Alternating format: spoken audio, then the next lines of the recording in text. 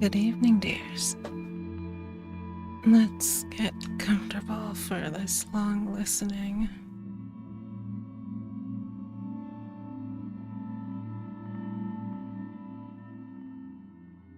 Let me turn the music down just a little.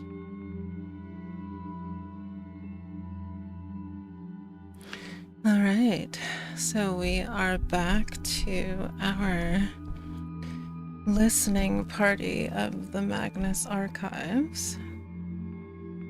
We have a lot to get through, as there are 200 of these beautifully horrific episodes. So we've made a playlist that you can find, and you can come back and listen through them at any time. The description box will have where we are in our reading, so feel free to check that out and catch up with where we are.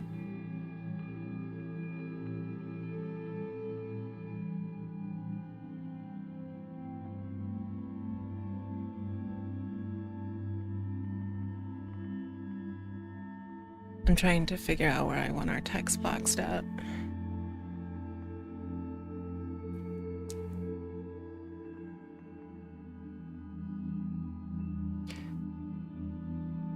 I see I still need to make some adjustments. Hold on.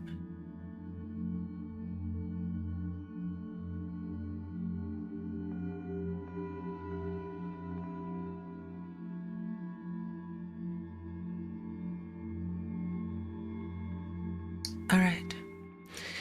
As we will be continuing at episode 31 of the Magnus Archives. Please feel free to fall asleep. That is your dream siren's highest honor, to have you here with me, resting with me, tuning out all of the buzz of the world. And tonight, for my snack, because I always have a nice snack when we listen to these, I have some Ghirardelli mini chocolates, water, of course,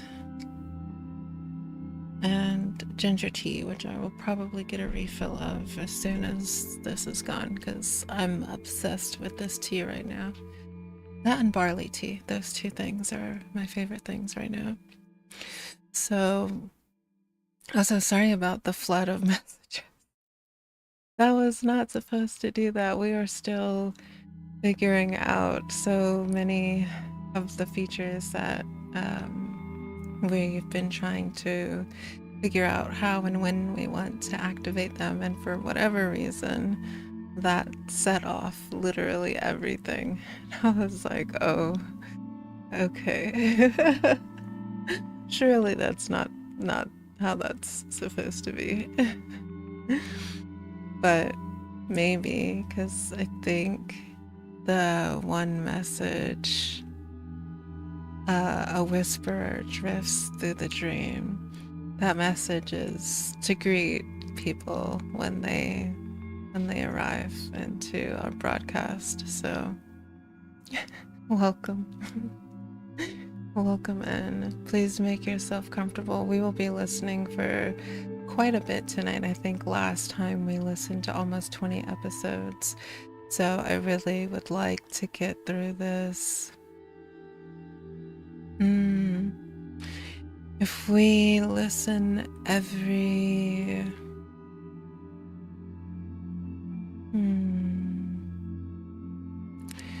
If we listen every Friday... Oh, it will take us quite some time. We're gonna try to listen as much as we can. And if I fall asleep, please join me. But I've listened through the series several times, and I would like to have something to go back and listen to together. So, yeah.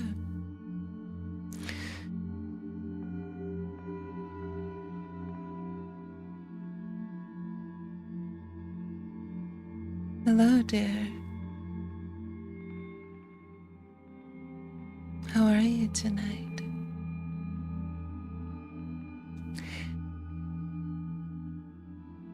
So, if you've never been with us before, when we listen to the Magnus Archive, I will play the audio so that you can hear it, and we listen along together. Oh, hello, dear. How are you today? I'm so glad that you've returned.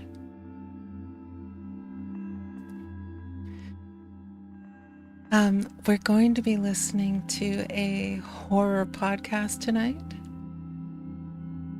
One of the things that I love, which probably seems a bit odd, is that I'm a dream siren.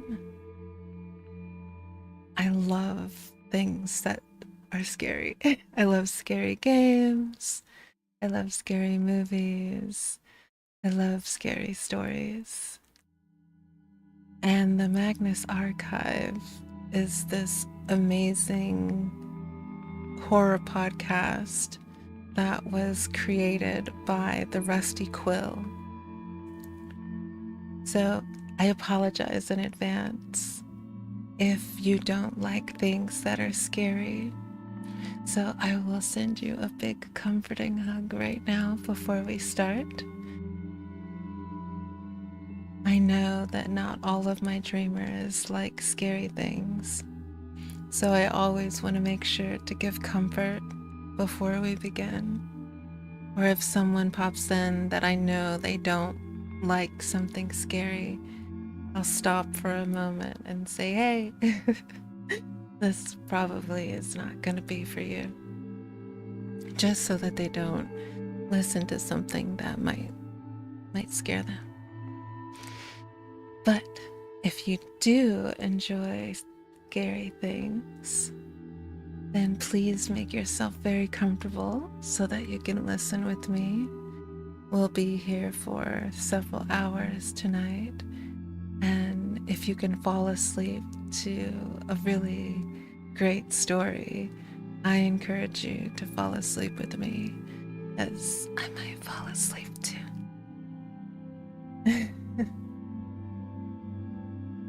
So let's lower our background music a little bit, and I will actually send the playlist that we're listening to. And if you want to listen on your own to catch up, please be my guest.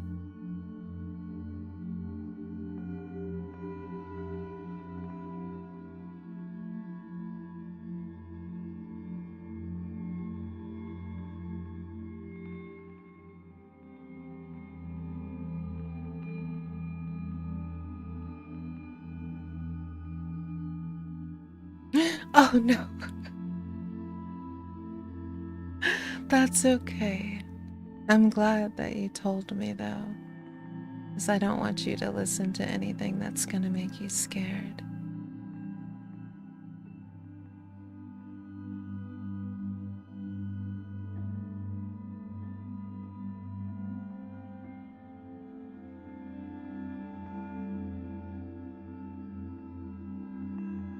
It's also kind of difficult to explain because this is different. It's not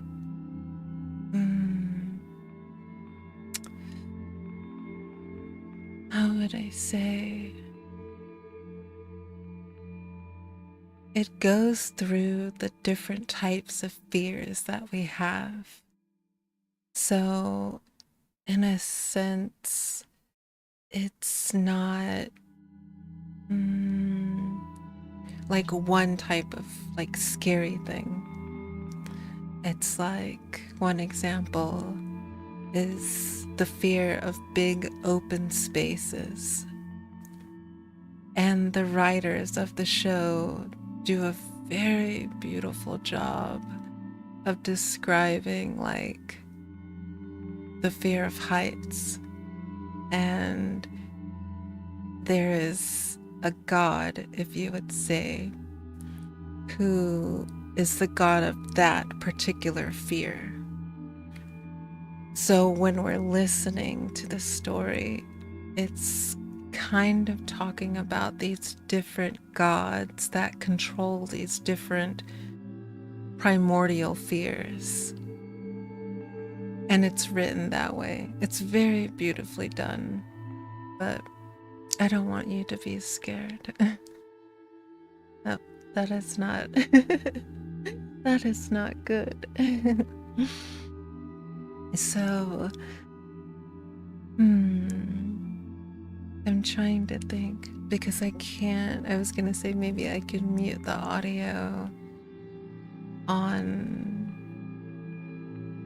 one side of things, but I don't think that I can.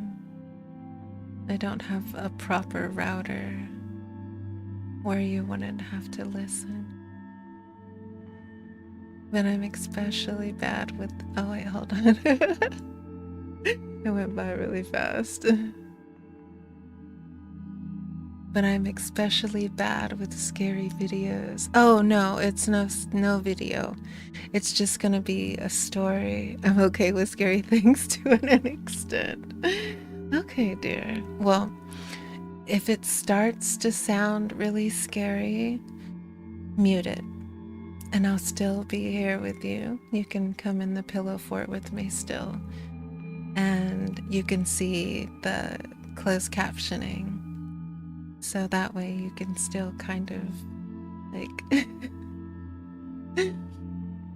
hear me if I say something. And I'll reply to your comments as well. So we will do our best. Yes. But I hope that you're doing well today. And I hope that the sun warmed your face. It's been raining everywhere. So I took a little nap today before the rain came in again. There's been thunderstorms every single day, which I love because it's good for naps. But also, I posted a 30-minute napping video today. So if you want someone to take a nap with now, there's a video there of me sleeping. And we have an 8-hour sleeping video that not everybody probably can listen to. But I think the 30-minute one is really nice. Even if you just put it on for some pretty music. Yay! It's a beautiful sunny day here, and I slept very well last night thanks to your voice. That makes me happy. I'm glad you slept well, dear. It is very good.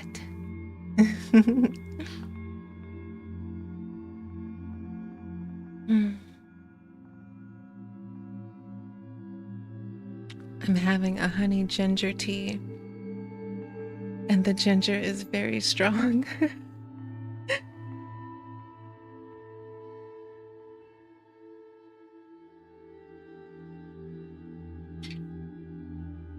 All right. Well, let us get ready to begin. Again, if it sounds too scary, please feel free to just mute the stream. And I stop between every episode. They're anywhere between 15 to 25 minutes.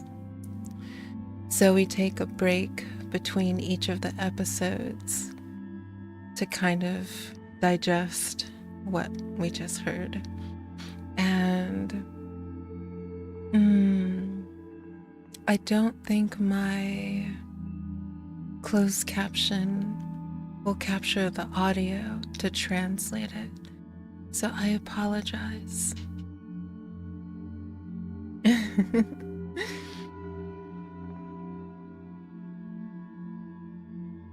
let's lower our background music.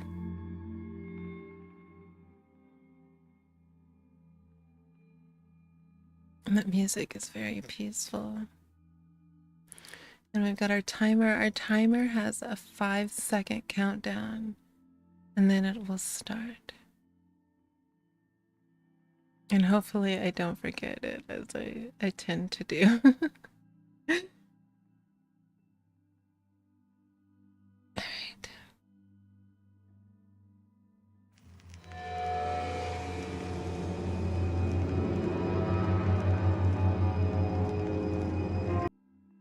Alright, that is the audio. So that's the beginning of every episode, so you'll kind of get used to it to know, like, oh, it's starting. So we're going to pick back up with chapter 31, or I'm sorry, episode 31 of the Magnus Archives. This chapter is called The First Hunt. We've got to dip into our accent to really bring out the spice in the show. Alright.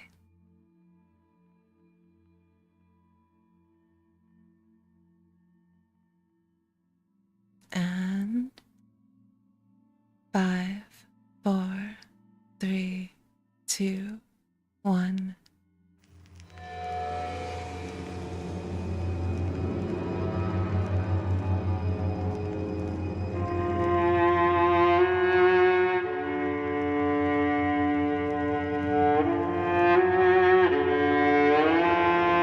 Rusty Quill presents The Magnus Archives.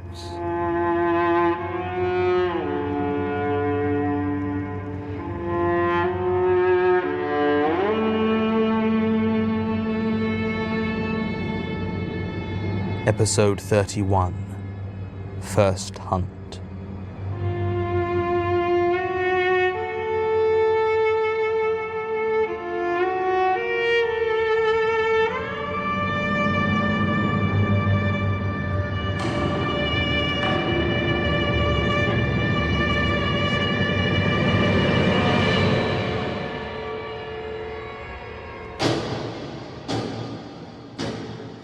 My chocolate.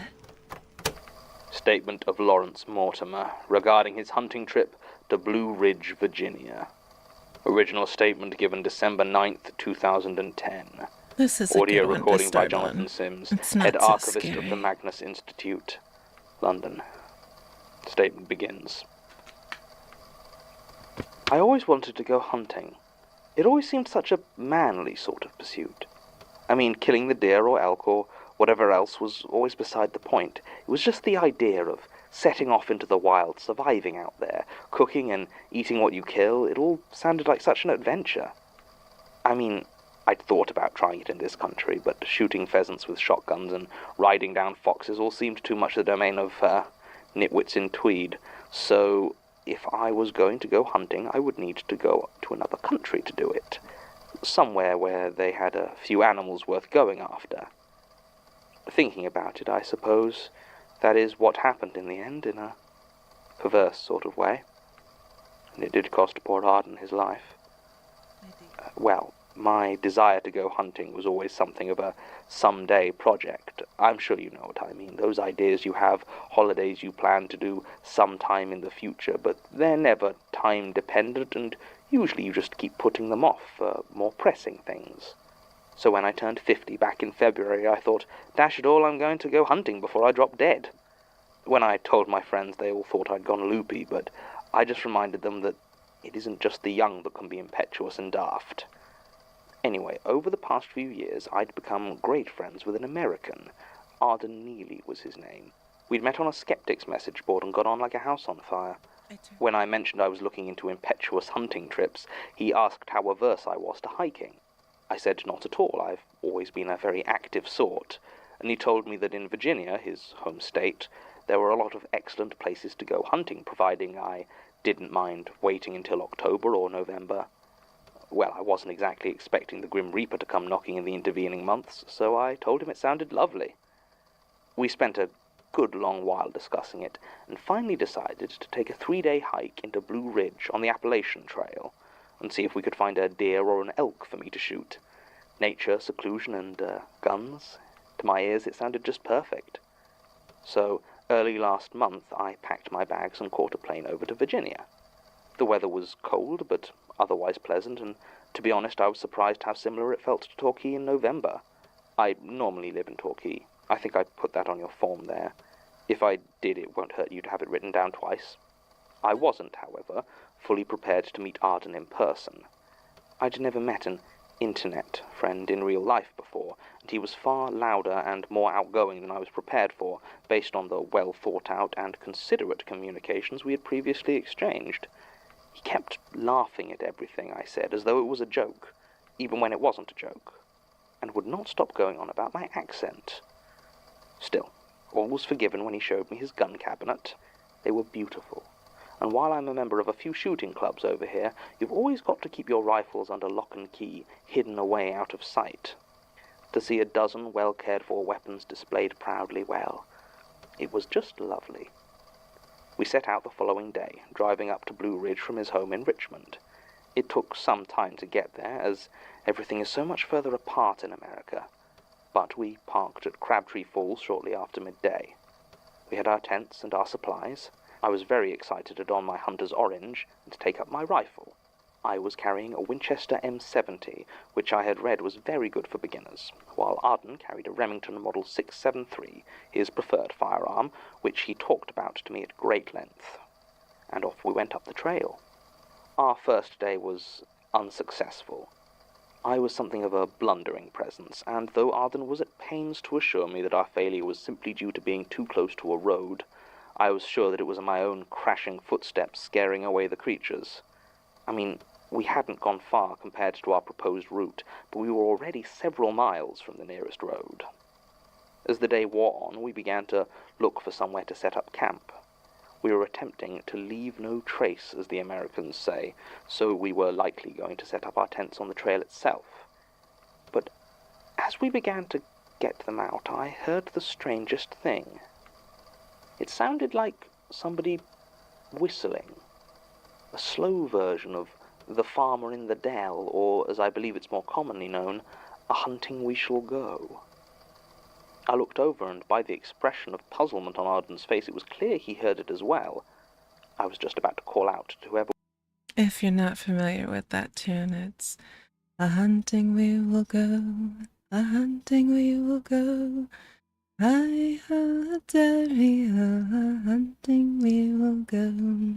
I think. ...was whistling when a figure wandered very casually through the tree line onto the trail.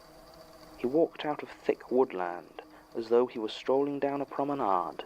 He was short and lean, with long shaggy black hair and a slightly unkempt goatee. His clothes were the rugged, durable sort you'd expect to see on a hiker, but he had no jacket or coat. He carried no backpack or kit of any sort. In fact, it seemed like he was just wandering through the woods with the clothes on his back. Arden was quicker to pick up on this than I was, and asked the man if he needed any help. The hiker stared at him for several long seconds, as though trying to deduce something, then smiled and said no. I didn't like that smile one bit. Far too many teeth to it, I'd say. He asked us where we were heading, how long we were on the trail for. There was something ever so slightly odd about his intonation, and he dragged the R's somehow when he spoke. We answered as vaguely as we could without being rude, since neither of us felt comfortable near this man. The hiker shrugged and started to walk across the trail between us, and as he did so, he paused for a second and took a deep breath. It seemed for all the world like he was sniffing us. Then he said something, I forget exactly. Tomorrow will be a good day for a run, or something like that. And then he just started whistling again and wandered off into the forest behind us. I think both myself and Arden wanted to stop him. It was so clear something wasn't right with the situation, but we were both astounded with his manner, and I don't think either of us could have thought of how to do so.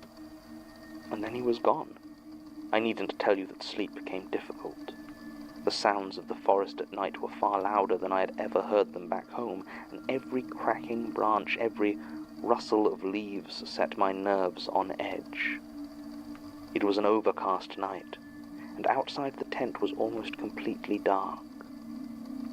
Around 2 o'clock in the morning, I could have sworn that I heard someone laugh, slow and softly, outside my tent.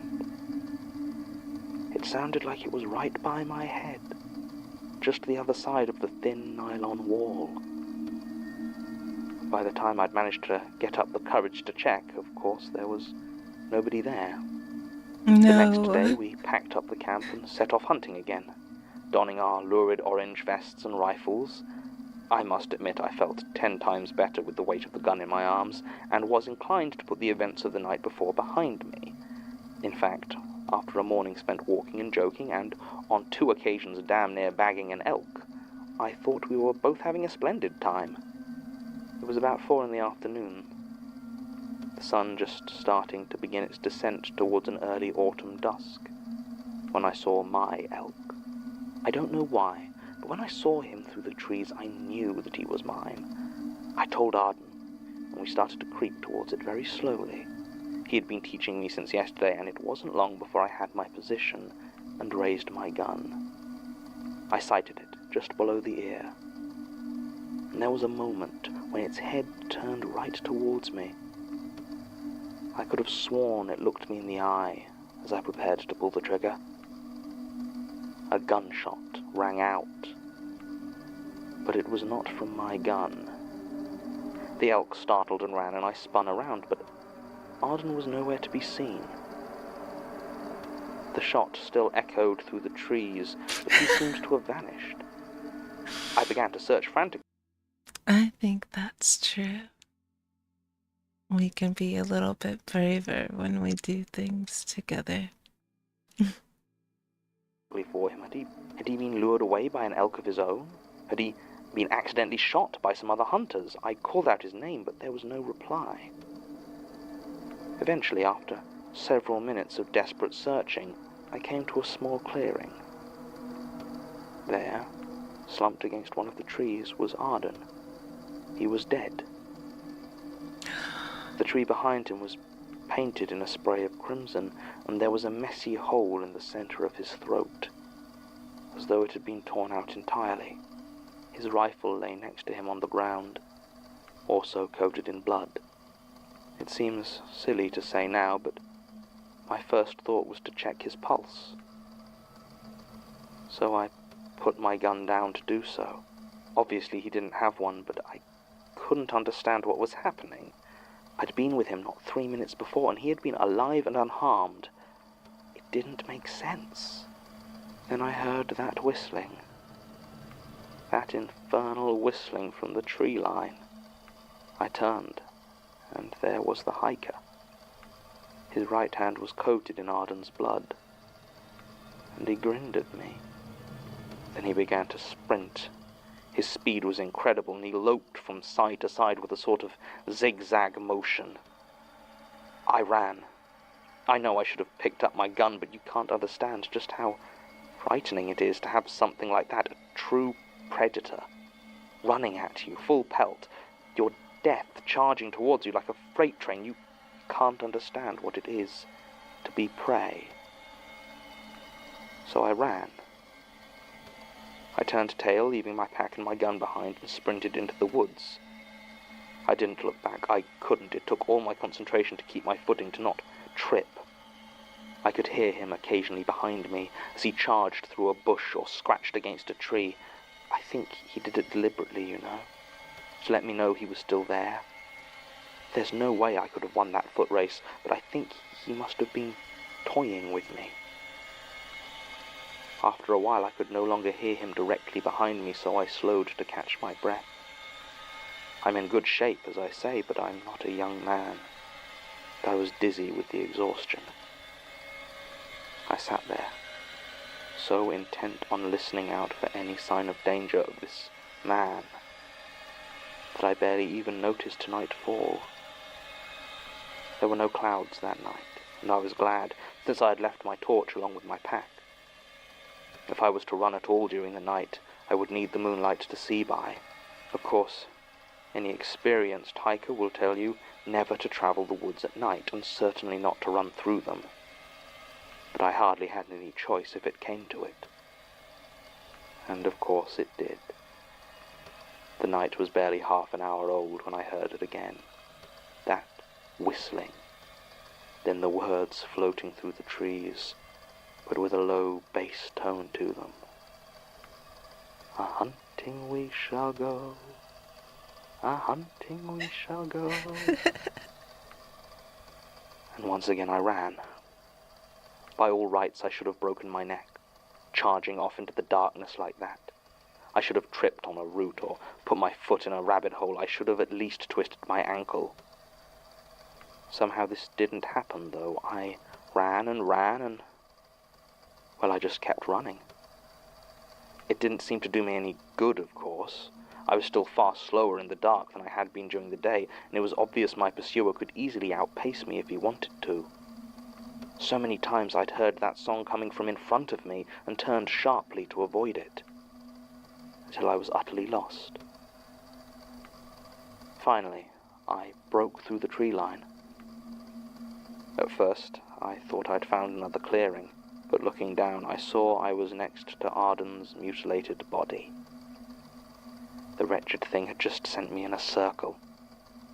For fun. For the chase. I was tired, scared, covered in scratches and bruises over my entire body, and for nothing.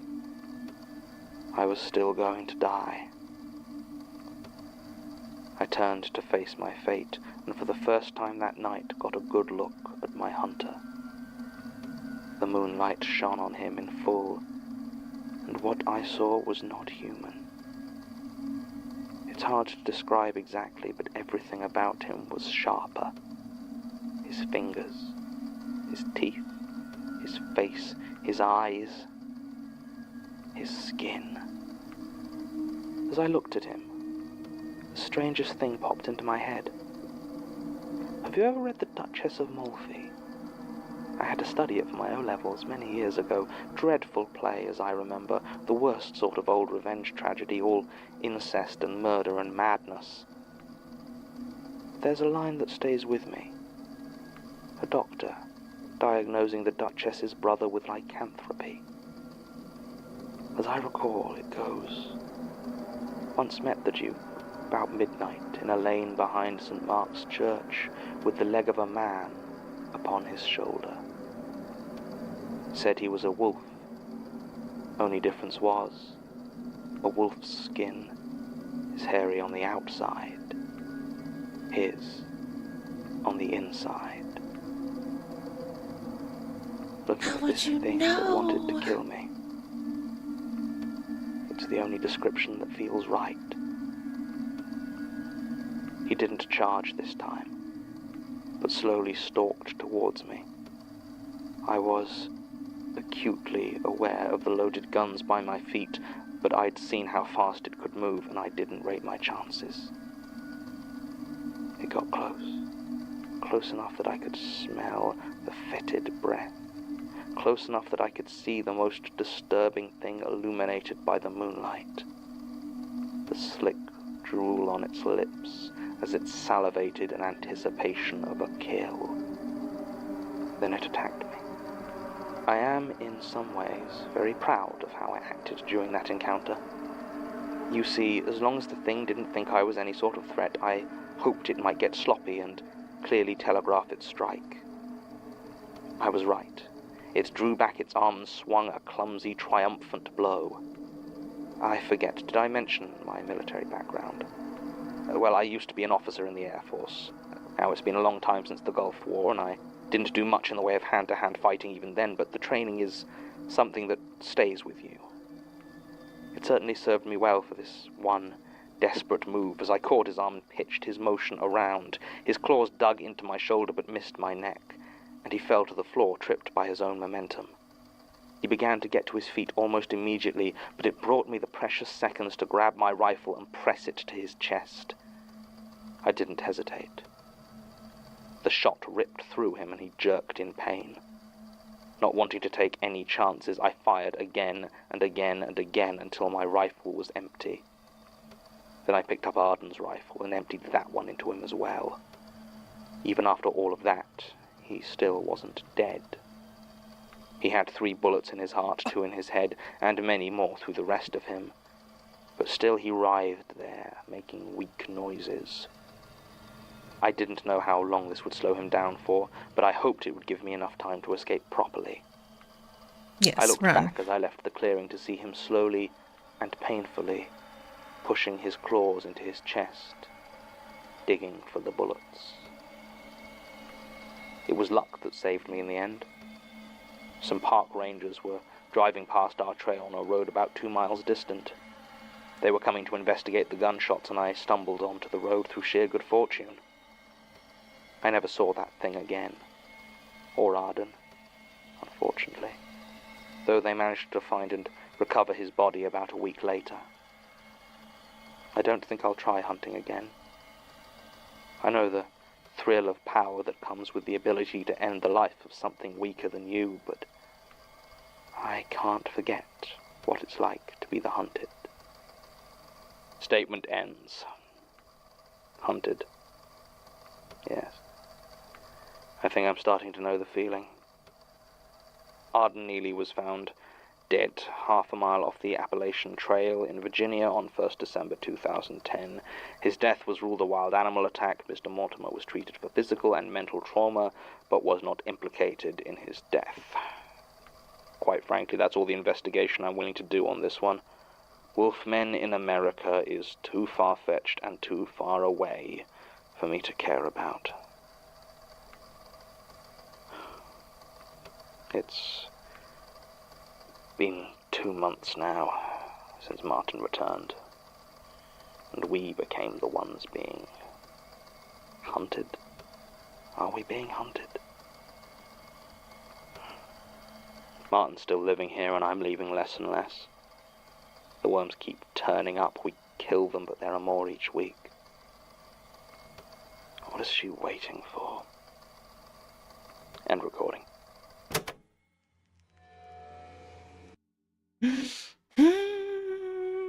All right. That was the first one. Well, for tonight. So that one, let me go to the description. So that one, if you think about the type of fear, it kind of sounded like vampires, right? Or werewolves, but the theme of that fear was hunting, or to be hunted, which is kind of nature. And it's still scary. So that's just one example of how they write to these different kinds of fears. And I really enjoy, I love good writing. I don't know where. I just finished this book by this Japanese author. Hold on.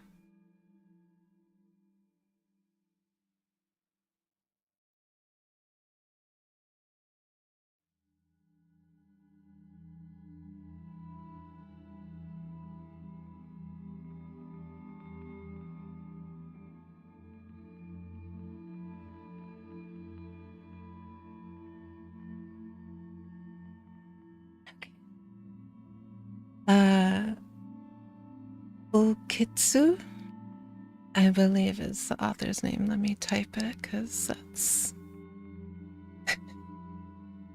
it's not gonna look great. But the name of the book is Strange Pictures, and I believe it's the author's first book translated into English. And they're a horror author, and it's so good. It's such a good book. But the way that they write, I thoroughly enjoy. Do they have the name?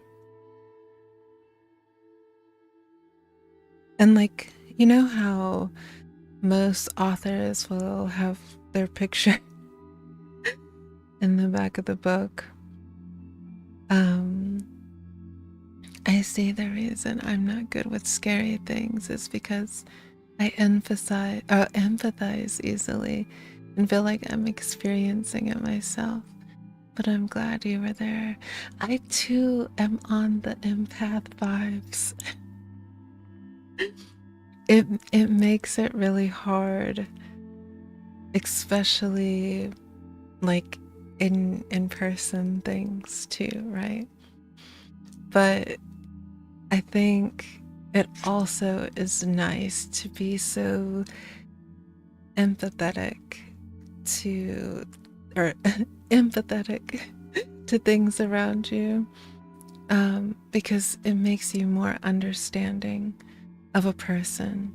And I think that's really beautiful. So even though you feel the scary things more, you also feel somebody else's joy and their happiness with them as well too. So I try to look at it like that sometimes when I'm like, I don't want to feel I don't want to feel everybody's things. But I think being a highly sensitive person is a gift. A gift and a curse at the same time, maybe. But yes, check out this author.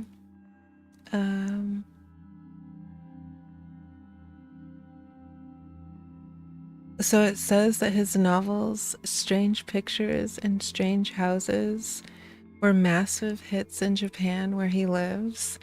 So I'm not sure if you're familiar with his writing, but I thoroughly enjoyed the book a lot. But I'm a sucker for good writing. And it doesn't matter what the subject is. If it's a research paper and it's written well, I will have a listen to it. But let me clear our timer. The next one is episode 32, The Hive. And let me check the description for this one.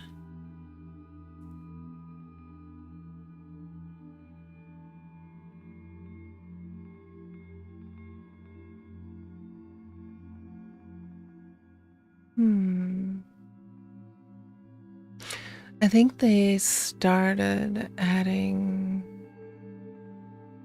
like the themes.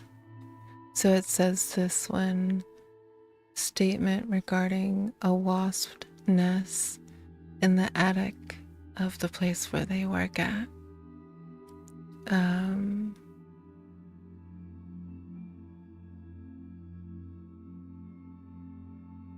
So let's listen and hear what this one is about. I really love our background music tonight. Another Dova piece.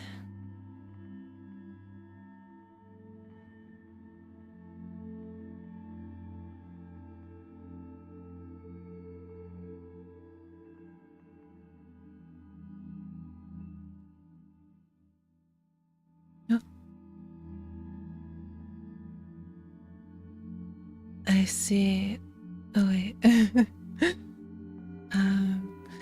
Moreover, the reason we become emotionally invested is that we recognize the tone of the other people's voice, even if it's not in Japanese.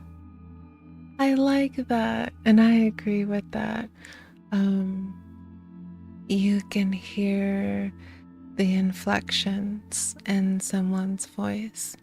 So, for example, if you ask someone how are they doing, and they're like, I'm okay, you can hear that they're not okay, right?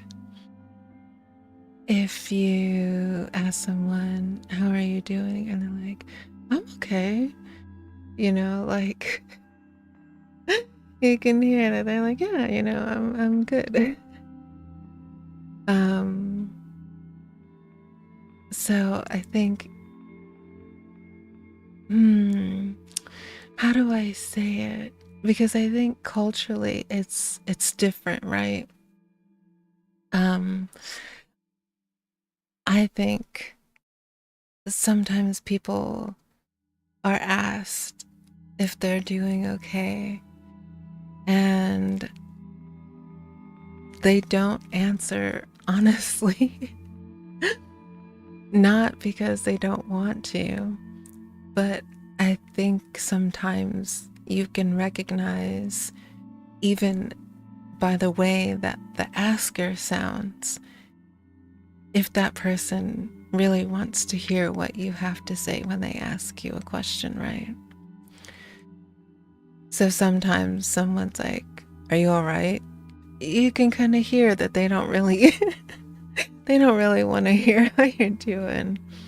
So you'll curtail your response, and maybe wait to have someone ask you that's really invested in what you have to say.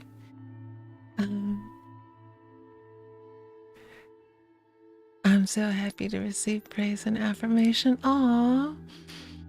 If that is your love language, is kind of one of the things that we talk about here sometimes. How can you? What can someone do for you to make you feel loved? And I think receiving praise and affirmations is a really good way to show someone that, you know, you're pouring your affections back into that person. So I will say, I really appreciate your openness and conversation. I think that it's really beautiful that you can converse that way, even though we speak different languages.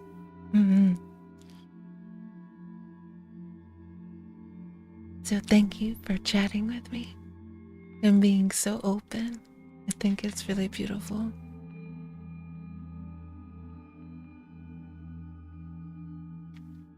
Oh, I see I didn't finish my sentence. I think it's beautiful. Oh no, that one didn't translate. Hold on.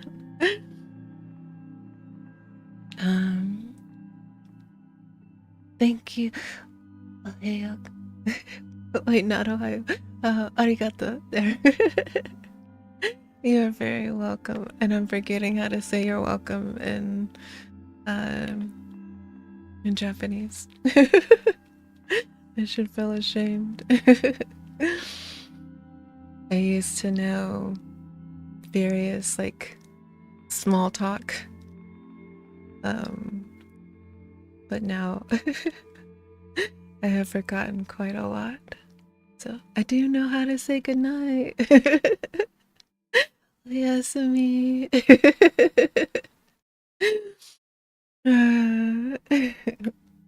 It's a very beautiful language. Also one that I really appreciate how the inflections sound. I think it's another language that's easy to pick up emotion in, and I like that. Yeah. I also like the way that it sounds too.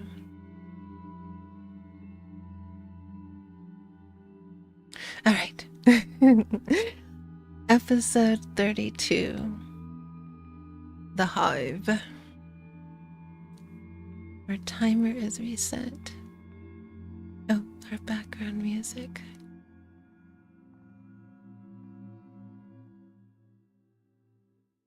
It's so pretty.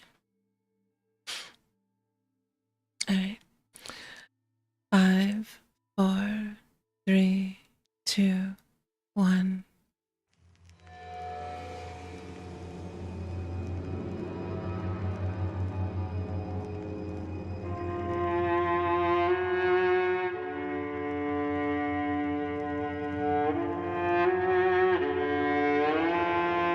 Rusty Quill presents the Magnus Archives.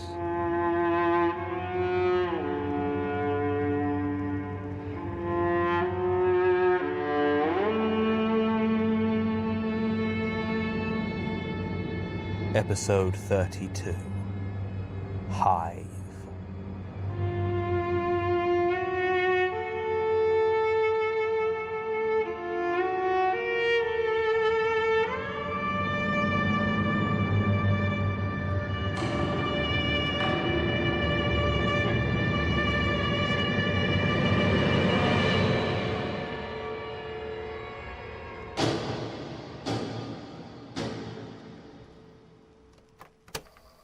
Statement of Jane Prentice regarding a wasp's nest in her attic.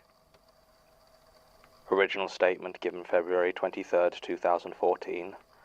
Audio recording by Jonathan Sims, Head Archivist of the Magnus Institute, London. Statement begins. I itch all the time, deep beneath my skin where the bone sits, enshrined in flesh, I feel it. Something, not moving, but that... I think this one is like a fear about bugs. So if you don't like bugs, then you might want to mute this episode. And I got our timer off, darn it. wants to move, wants to be free. It itches, and I don't think I want it. I don't know what to do. You can't help me. I don't think so, at least, but whatever it is that calls to me, that wants me for its own, it hates you. It hates what you are and what you do, and if it hates you, then maybe you can help me. If I wanted to be helped. I don't know if I do. You must understand it sings so sweetly, and I need it, but I am afraid. It isn't right.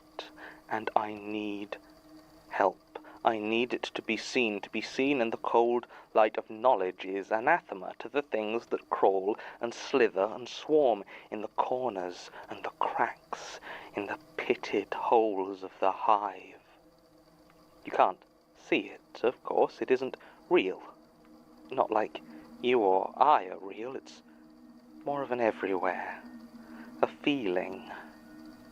Are you familiar with Trypophobia? That disgusted fear at holes, irregular, honeycombed holes, makes you feel that itch in the back of your mind, like the holes are there too. Fear of in your holes. own brain, rotten and hollow and swarming. Is that real? I'm sorry, I know I'm meant to be telling you what happened, what brought me to this place of books and learning, of sight and beholding. I'm sorry. I should. I will. I haven't slept in some time. I can't sleep. My dreams are crawling and many-legged, not just slithering and burrowing, though it is the burrowing that draws me. They always sing that song of flesh. I hope you will forgive me for such a rambling story. I hope you will forgive me for a great many things, as it may be I do worse. I have that feeling, that instinct that squirms through your belly. There will be great violence done here, and I bleed into that violence. Do you know, I wonder, as I watch you sitting there through the glass, eating a sandwich, do you know where you are? You called me dear. Have a seat, dear. You can write it down, dear. Take as much time as you need, dear. Can when you truly know the danger you are in? There is a wasp's nest in my attic. A fat, sprawling thing that crouches in the shadowed corner. It thrums with life and malice. I could sit there for hours watching the swirls of pulp and paper on its surface. I have done. It is not the patterns that enthrall me. I'm not one of those fools chasing fractals, no. It's what sings behind them. Sings that I am beautiful. Sings that I am a home. That I can be fully consumed by what loves me. I don't know how long the nest has been there. It's not even my house, I just live there. Some sweaty old man thinks he owns it, taking money for my presence as though it will save him. I used to worry about it, you know. I remember before the dreams I would spend so long worrying about that money, about how I could afford to live there. Now I know that whatever the old man thinks, as he passes about the house with brow crinkled and mouth puckered in disapproval, it is not his. It has 1,000 truer owners who shift and live and sing within the very walls of the building. There's our He does reminder. not even know about the wasp's nest. I wonder how long he has not known. How many years it has been there. Have you ever heard of the filarial worm? Mosquitoes gift it with their kiss, and it grows and grows. It stops water moving round the human body, right? Makes limbs and bellies swell and sag with fluid. Now, when I look at that fat, sweaty sack, I think about it. And the voice sings of showing him what a real parasite can do. How many months has it been like this? Was there a time before? There must have been. I remember a life that was not itching, not fear, not nectar-sweet song. I had a job. I sold crystals. They were clean and sharp and bright, and they did not sing to me, though I sometimes said they did. We would sell the stones to smiling young couples with colour in their hair. I remember, before I found the nest, someone new came. His name was Oliver, and he would look at me so strangely, not with lust or affection or contempt, but with sadness. Such a deep sadness. And once with fear. It didn't matter, because no one in the shop wanted to hear about the ants below it. I tried to tell them to explain, but they did not care. The pretty young things complained, and I left. That was when I still called myself a witch. Wicca and paganism. I would spend my weekends at rituals by the Thames. I wanted something beyond myself, but could not stomach the priest or the imam or punjari of the churches. I knew better. I knew that it was not so simple as to call out to well-trodden gods. I never felt from my rituals anything except exhaustion and pride. I thought that those were my spiritual raptures. I wish, deep inside, below the itch, that they were still my raptures. I have touched something now, though, that all my talk of ley lines and mother goddesses could never have prepared me for. It is not a god. Or if it is, then it is a dead god, decayed and clammy corpse flesh, brimming with writhing grave worms. When did I first hear it? It wasn't the nest, I'm sure of that. I never went in the attic. It was locked and I didn't have a key. I spent a day sawing through the padlock with an old hacksaw. My hands were blistered by the end. Why would I have done that if I didn't know what I would find? The face of the one who sang to me, dwelling within the hidden darkness above me. I had seen no wasps. I know I hadn't. There are no wasps in the nest. So how else would I have known that I needed to be there, to be in the dark with it, if it had not already been singing to me? No, that's not right. The nest does not sing to me, it is simply the face. Not the whole face, for the whole of the hive is infinite, an unending plain of wriggling forms swarming in and out of the distended pores and honeycombed flesh. The nest is nothing but paper. Was it the spiders?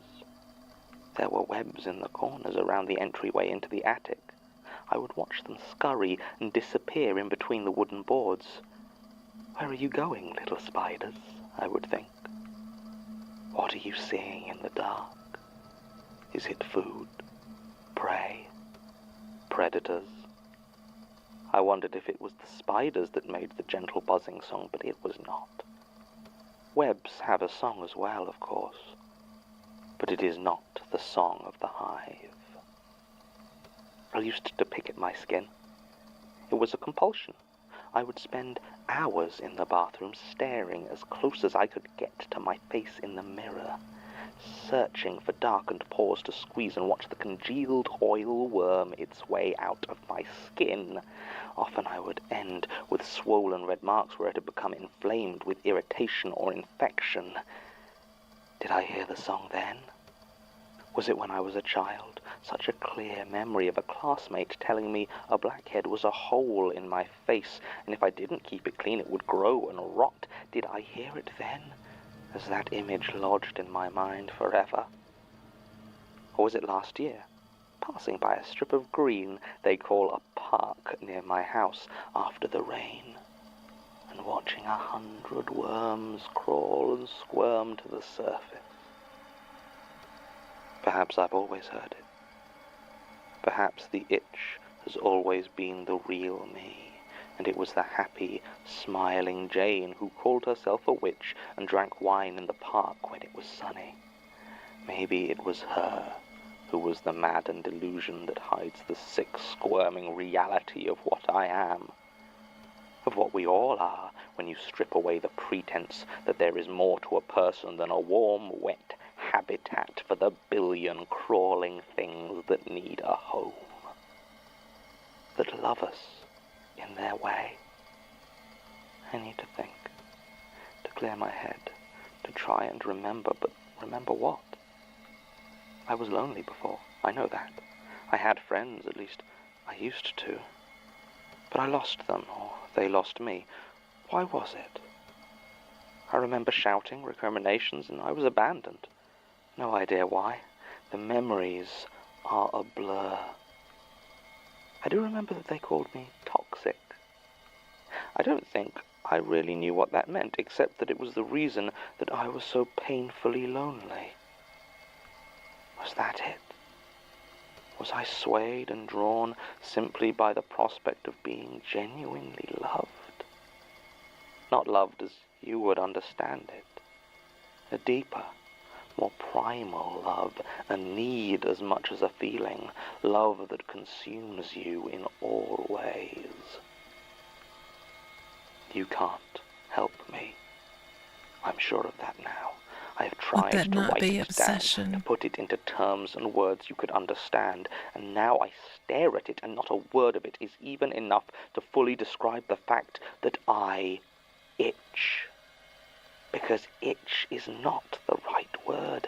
There is no right word, because for all your institute and ignorance may laud the power of the word, it cannot even stretch to fully capture what I feel in my bones.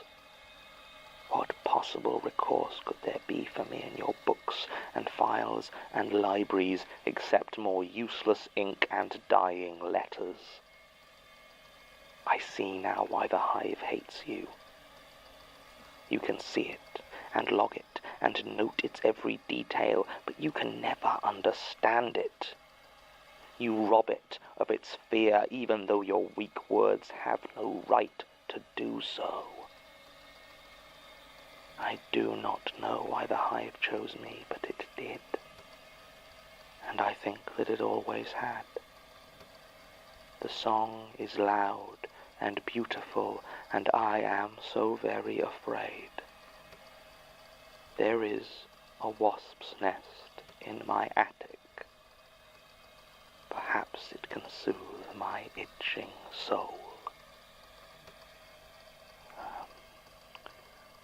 Statement ends. This is, excuse me, reading that was, while I am pleased that we have found the statement the apprentice gave the Institute, it answers far fewer of our questions than I would have hoped, and gives us little new information about her than we had before, save for a snapshot of her mental condition before her hospital admission. We were already aware of her religious history and her breakdown over an ant infestation that apparently led to her termination from her work at the Good Energies spiritual supplies shop in Archway. The wasp's nest is interesting. The paramedics' report claims that when they and the police responded to reports of screaming at Ms. Prentice's flat on Prospero Road, they found her in a loft space, passed out, with her forearm buried up to the elbow in pulped organic matter. This could indeed have been a wasp's nest, I suppose, but no nearby residents reported to have seen any wasps in the area. Unfortunately, it could not be examined further, as later that night there was a fire that completely destroyed the flat and killed the landlord, Arthur Nolan. The fire service determined he had fallen asleep with a lit cigarette due to the fact that he was found sitting in the remains of an armchair with no sign he had made any attempt to escape. Miss Prentice was taken to the emergency department at Whittington Hospital, but she was already showing signs of the infestation that would characterize her later appearances. 6 hospital staff were attempting to treat and sedate her when many of the worms were violently expelled from her body. They quickly burrowed through the soft tissue of the medical personnel, eyes, tongue, etc., and into the brain, killing them after roughly a minute and a half. She then walked calmly out of the door to A&E. A nurse attempted to run, but in his panic, he tripped on the stairs and broke his neck. Then she was gone. The Institute was consulted, as apparently during her admission she had claimed that she was being possessed. But it was decided the situation was medical in nature, and our involvement was dropped in favor of what I can only describe as a cover-up. If we'd known about this statement, perhaps things might have been different, but here we are. Still, anyone who's familiarized themselves with her file could tell you this. We still don't have any evidence that Prentice is actually paranormal. It could just be an unknown aggressive parasite. There are weird things out there that are perfectly natural. It's not, though. I know it's not natural. Somehow I feel it. I'm sorry. My academic detachment seems to have fled me. Something in this statement has got to me a bit. I'm going to go lie down. End recording.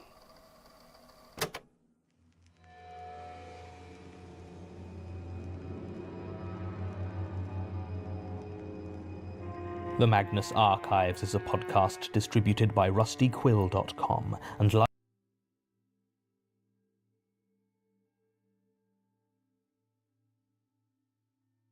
Uzumaki. Uzumaki. That is what that episode reminds me of. I almost got up and walked over to my bookshelf because I couldn't think of the name of it at first. I was like, what is it? What is it? And then I just researched it. But yes, that reminds me very strongly.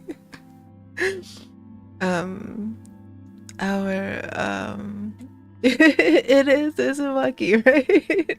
It's the fear of holes. I never really like that fear actually. I think when I first heard of it, especially when I first heard of Uzumaki, I was like, I don't get it. Like, why would you just be afraid of holes? And then I started reading more of Ito's mangas, and I was like, oh, oh. But I don't think I've read or come upon anything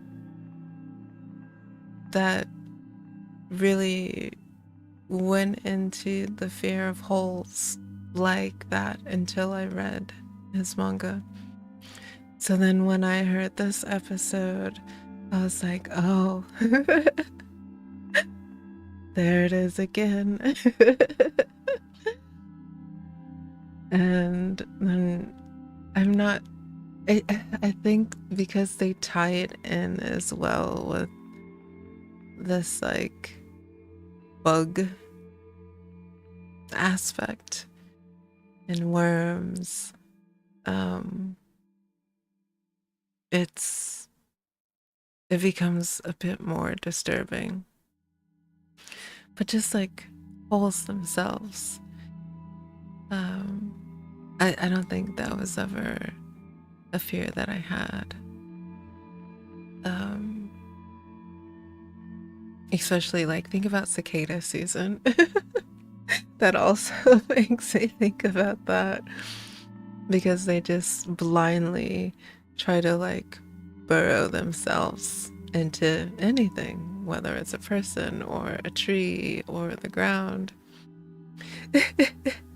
I'm starting to feel a little sleepy. I always fall asleep around this time. Aww. Well, I think it's okay for you to fall asleep. That would make me happy if you fall asleep. I can actually, let's see, what time is it? It's 11. Let me see what the next episode is. Is it gonna be one that's gonna be scary?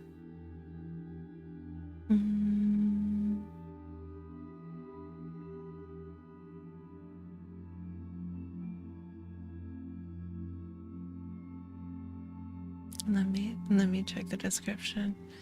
And if it is one that's like not friendly for falling asleep, then maybe we can switch to reading for a little bit until you fall asleep. But let me see.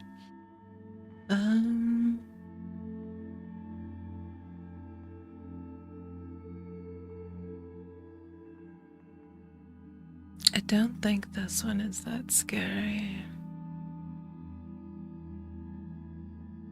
Talking with you so much today was very healing.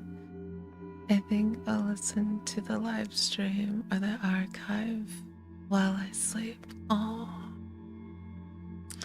well, you just gave me such a good warm feeling. That's not what I said. I have to look at the translator. Let me rephrase it. Your message gives me much comfort and happiness. There we go. Anything that I can do to bring my dreamers and my viewers comfort and healing is what I want. I want you to rest well, and I want you to dream well, and I want you to take care of yourself so that you can do your very best. That makes me very happy. So I will continue to try to do my best for you. Let's see. Yeah, I don't think this one is very happy, or not happy. I don't think this one is like a bad one to fall asleep to. But I also want you to fall asleep to to my voice. Because I think that is why you're here. So, let's see. Since it's Google Translate, it might be a bit strange to do this. It is a bit strange sometimes. And, how do you say? I'm very soft-spoken. So I have to really turn my microphone up quite a bit because my voice on its own doesn't project well. And so sometimes it actually will start to hurt my throat when I try to speak very loudly because it's mostly a mumble and a whisper. So, but let's take a break from our episodes. We're on episode 33. And let me read to you for a little bit since you're getting sleepy. And hopefully it will help you to fall asleep. And then we'll read a chapter, and then we'll go back to listening. Alright.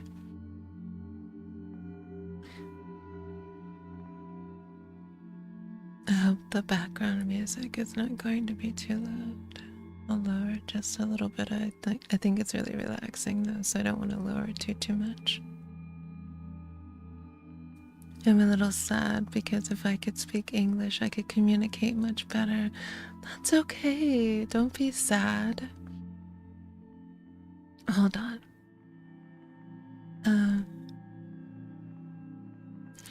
I'm gonna type it, but then I'm also going to read what I say as well too. Because I'm gonna put it in Google Translate, or I like using Papago, the Navarre, I think that's how you say it, translator. But let me type this out really quick.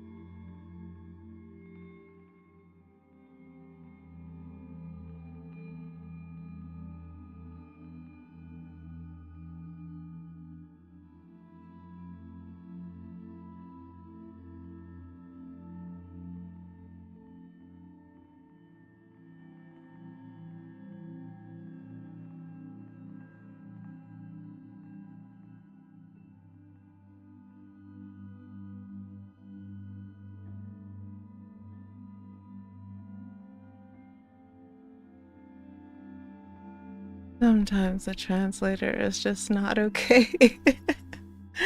But let me send this message and then I'll read to you what I said.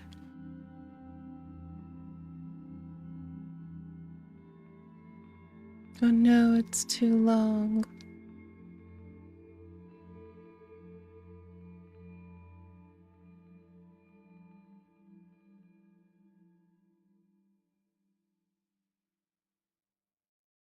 I don't think you've said anything rude. So please do not worry. I will tell you.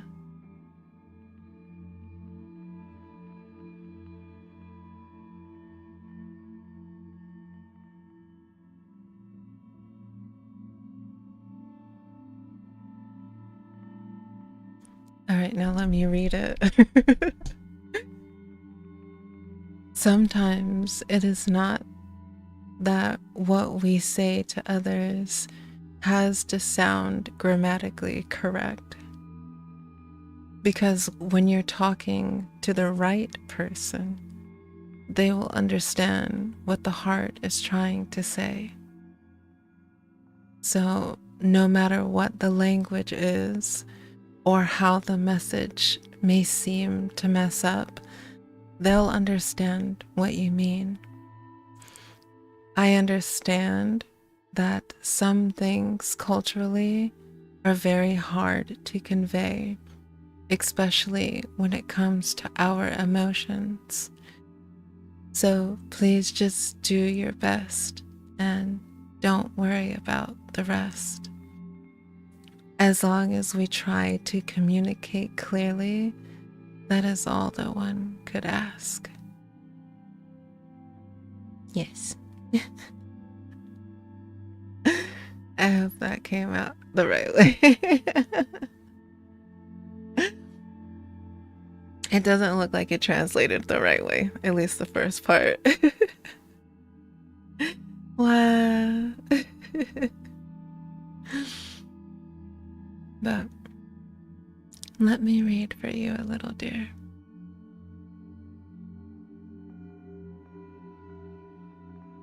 And I will stop and talk to you if you want to talk, but I want to help you to try to sleep as well. I'm so happy to have met such a kind person. Aww.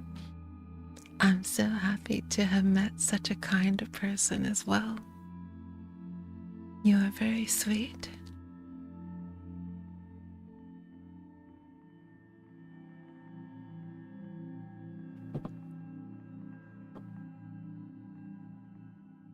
And you can always be kind and gentle here.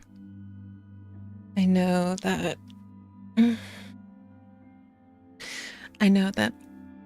all creators are not always so soft. But I really like being soft, and I love being gentle with the people around me. Oh, of course, honey. I'll use your reading as background music for sleep. I hope you have a good day. Oyasumira. Good night, dear. Alright. We are going to pick back up with our book, The House on the Borderland. And we're on chapter 22. Please allow yourself to fall asleep to the sound of my voice. And after we finish this chapter, we'll start back with the Magnus Archive. And I might fall asleep soon too. So we can be cozy in the pillow fort together. Alright.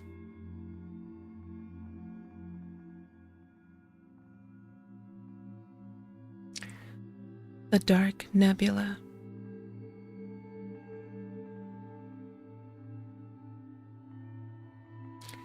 Years melted into the past, centuries, aeons. The light of the incandescent star sank to a furious red. It was later that I saw the dark nebula. At first, an impalpable cloud away to my right. It grew steadily to a clot of blackness in the night. How long I watched, it is impossible to say, for time, as we count it, was a thing of the past. It came closer, a shapeless monstrosity of darkness, tremendous. It seemed to slip across the night sleepily, a very hell fog.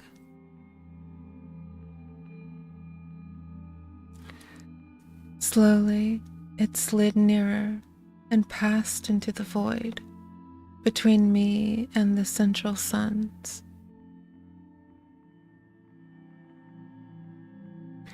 It was as though a curtain had been drawn before my vision. A strange tremor of fear took me, and a fresh sense of wonder.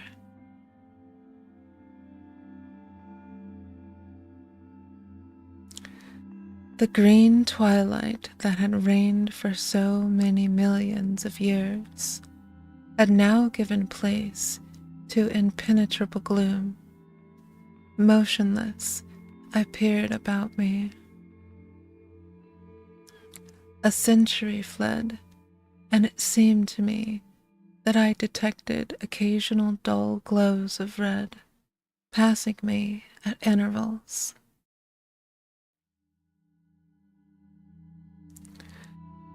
Earnestly, I gazed, and presently seemed to see circular masses that showed muddily red within the clouded blackness.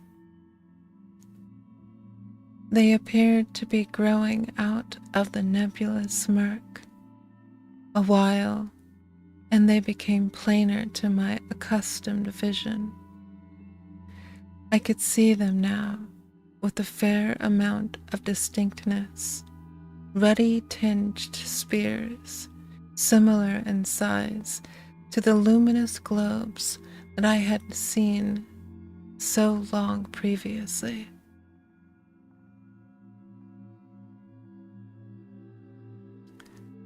They floated past me continually. Gradually, a peculiar uneasiness seized me.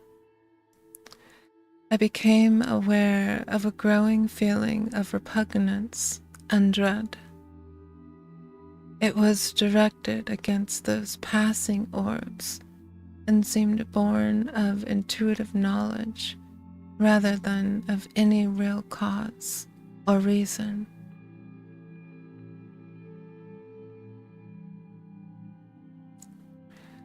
Some of the passing globes were brighter than others, and it was from one of these that a face looked suddenly. A face, human in its outline, but so tortured with woe that I stared aghast. I had not thought there was such sorrow as I saw there. I was conscious of an added sense of pain on perceiving that the eyes which glared so wildly were sightless. A while longer, I saw it, and then it had passed on into the surrounding gloom. After this, I saw others, all wearing that look of hopeless sorrow, and blind.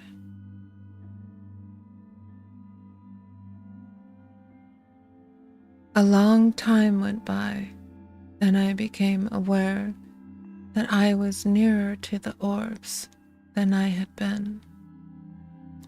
At this, I grew uneasy, though I was less in fear of those strange globules than I had been before seeing their sorrowful inhabitants, for sympathy had tempered my fear.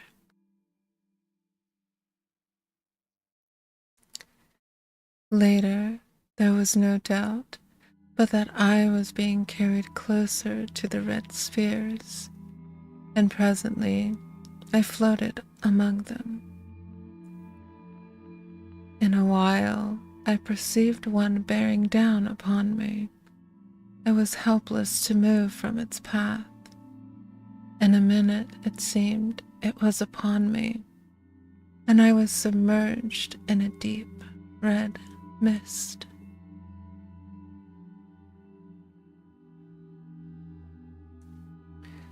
This cleared, and I stared confusedly across the immense breadth of the plain of silence.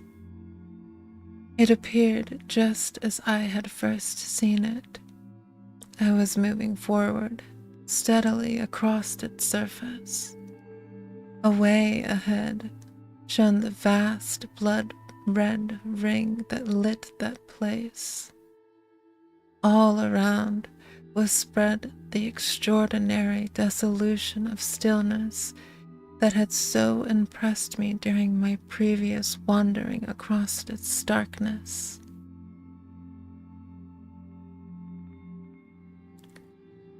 Presently, I saw rising up into the ruddy gloom the distant peaks of the mighty amphitheater of mountains where untold ages before I had been shown my first glimpse of the terrors that underlie many things, and where vast and silent, watched by 1,000 mute gods, stands the replica of this house of mysteries, this house that I had seen swallowed up in that hellfire ere the earth had kissed the sun and vanished forever.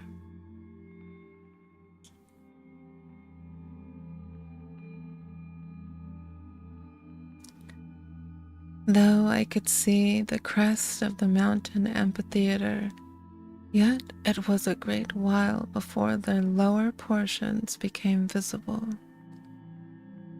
Possibly this was due to the strange ruddy haze that seemed to cling to the surface of the plain. However, be this as it may, I saw them at last.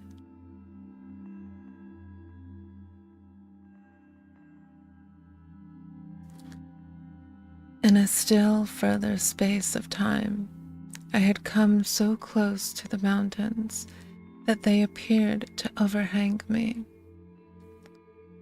Presently, I saw the great rift open before me, and I drifted into it without volition on my part. Later, I came out upon the breadth of the enormous arena. There, at an apparent distance of some 5 miles, stood the house, huge, monstrous, and silent. Lying in the very center of that stupendous amphitheater. So far as I could see, it had not altered in any way, but looked as though it were only yesterday that I had seen it. Around the grim, dark mountains frowned down upon me from their lofty silences.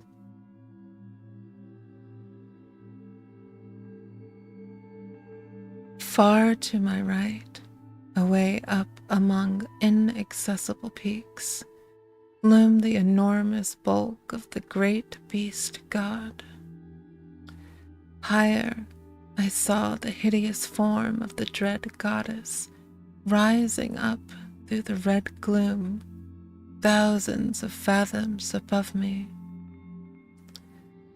To the left, I made out the monstrous, eyeless thing, gray and inscrutable. Further off, reclining on its lofty ledge, the livid ghoul-shaped showed a splash of sinister color among the dark mountains.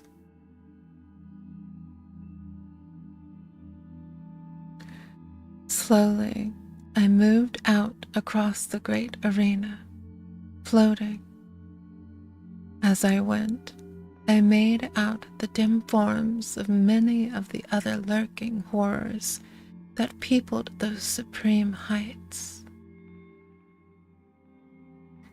Gradually, I neared the house, and my thoughts flashed back across the abyss of years.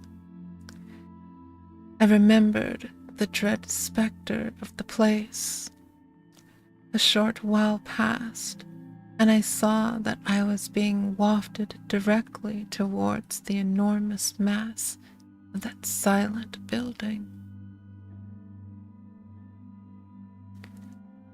About this time, I became aware in an indifferent sort of way of a growing sense of numbness that robbed me of the fear which I should otherwise have felt on approaching that awesome pile.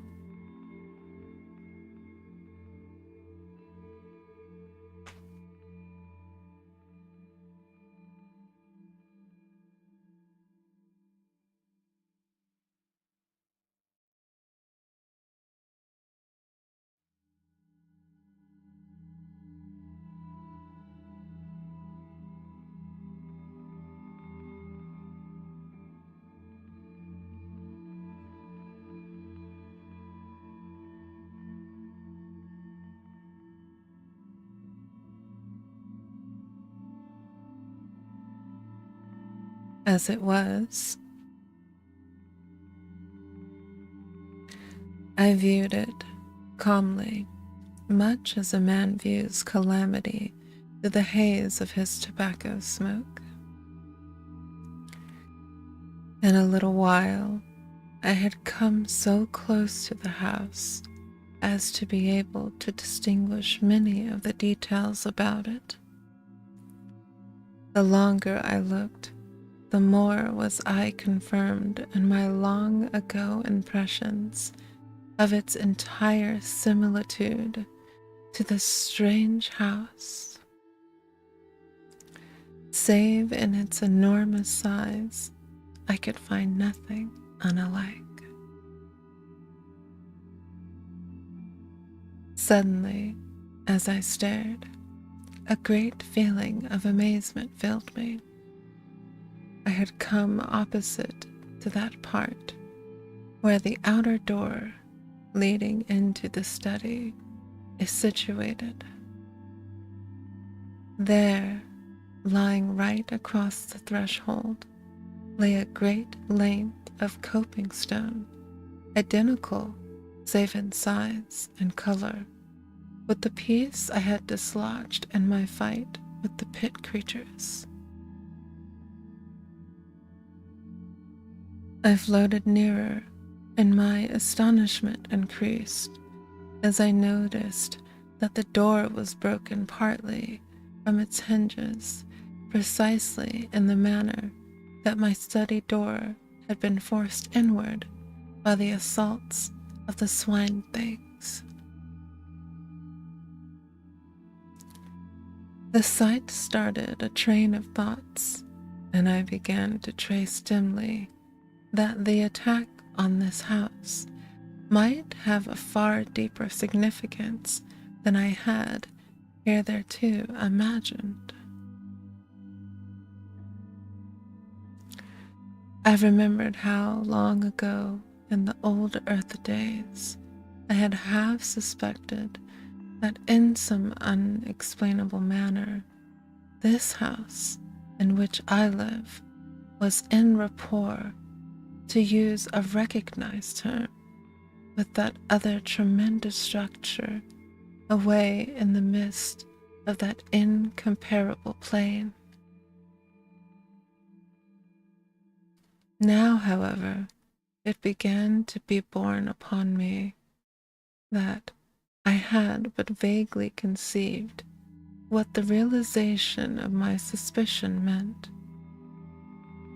I began to understand with a more than human clearness that the attack I had repelled was in some extraordinary manner connected with an attack upon that strange edifice.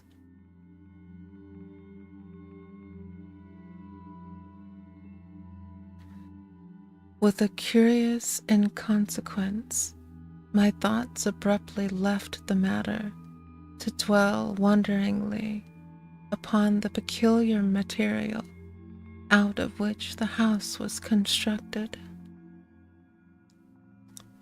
It was, as I have mentioned earlier, of a deep green color.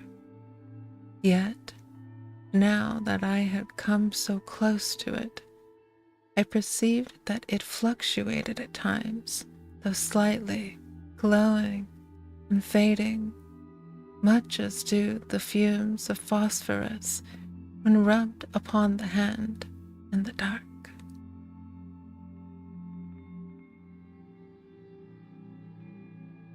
Presently, my attention was distracted by this, by coming to the great entrance.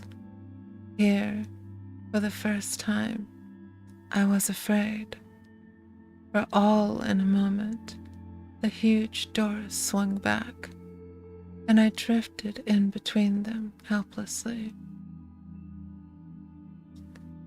Inside, all was blackness, impalpable.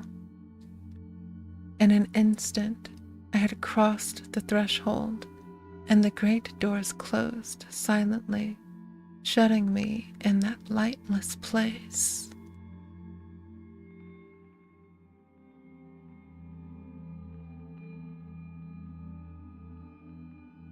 For a while, I seemed to hang motionless, suspended amid the darkness.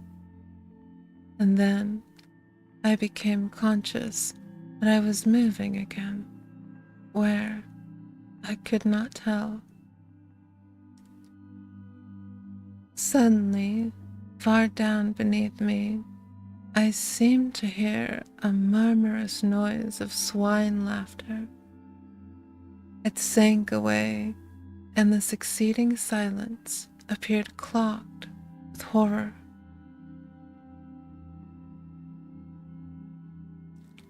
Then a door opened somewhere ahead.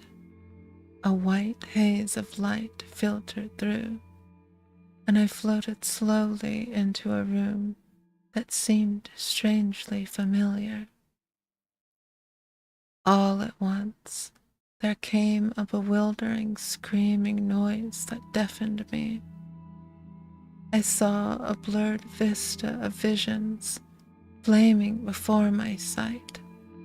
My senses were dazed for the space of an eternal moment. Then my power of seeing came back to me. The dizzy, hazy feeling had passed, and I saw clearly.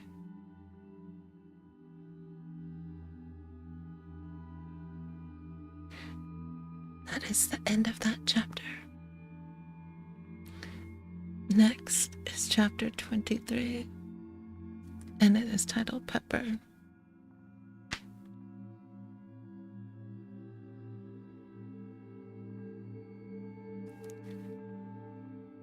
I was seated in my chair, back again in this old study. My glance wandered round the room. For a minute, it had a strange, quivery appearance, unreal and unsubstantial. This disappeared, and I saw that nothing altered in any way. I looked towards the end window. The blind was up.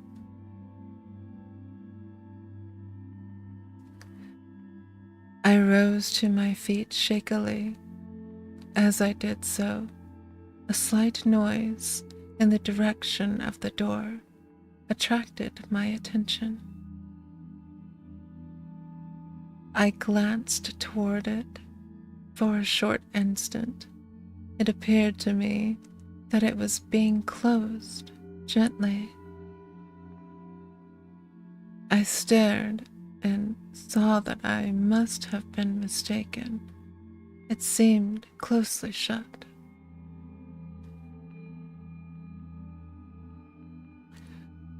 With a succession of efforts, I trod my way to the window and looked out. The sun was just rising, lighting up the tangled wilderness of gardens. For perhaps a minute, I stood and stared. I passed my hand confusedly across my forehead.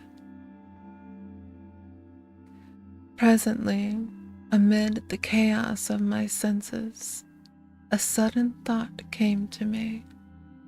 I turned quickly and called to Pepper.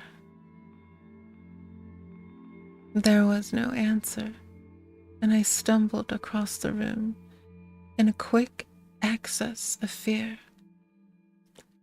As I went, I tried to frame his name, but my lips were numb. I reached the table and stooped down to him with a catching at my heart. He was lying in the shadow of the table, and I had not been able to see him distinctly from the window. Now, as I stooped, I took my breath shortly. There was no Pepper. Instead, I was reaching toward an elongated little heap of gray, ash-like dust. I must have remained in that half-stooped position for some minutes. I was dazed, stunned. Pepper had really passed into the land of shadows.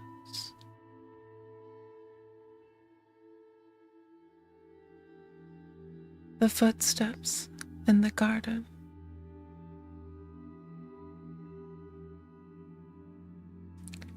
Pepper is dead.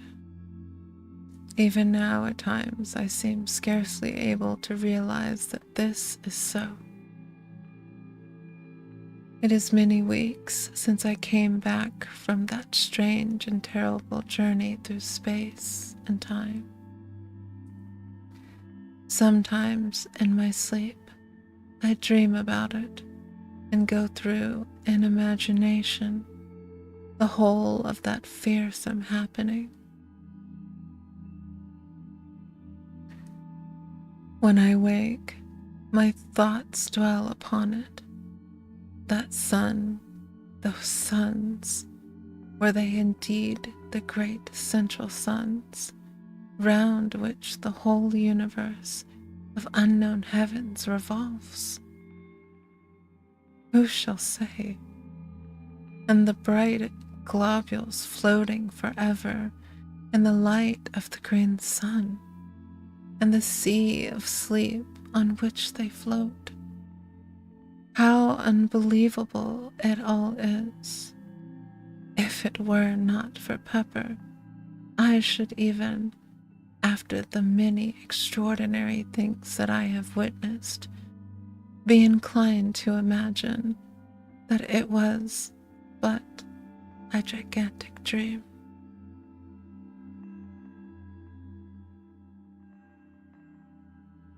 Then there is that dreadful dark nebula with its multitudes of red spears, moving always within the shadow of the dark sun, sweeping along on its stupendous orbit, wrapped eternally in gloom.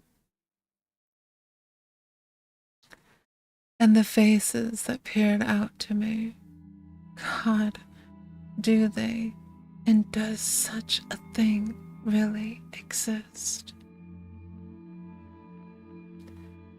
There's still that little heap of gray ash on my study floor.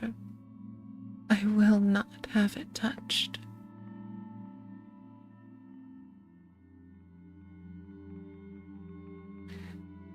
At times, when I am calmer, I have wondered what became of the outer planets of the solar system.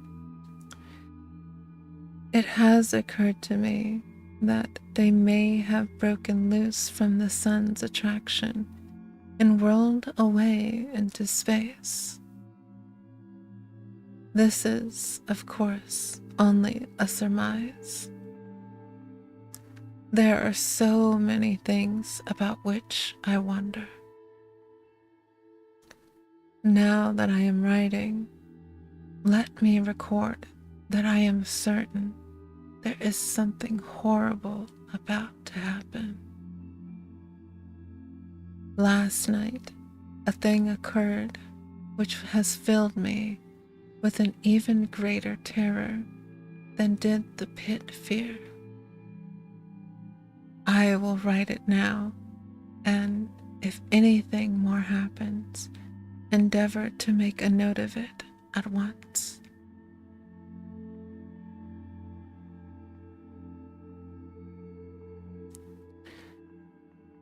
I have a feeling that there is more in this last affair than in all those others. I am shaky and nervous even now as I write. Somehow, I think death is not very far away. Not that I fear death, as death is understood. Yet, there is that in the air which bids me fear an intangible, cold horror. I felt it last night. It was thus.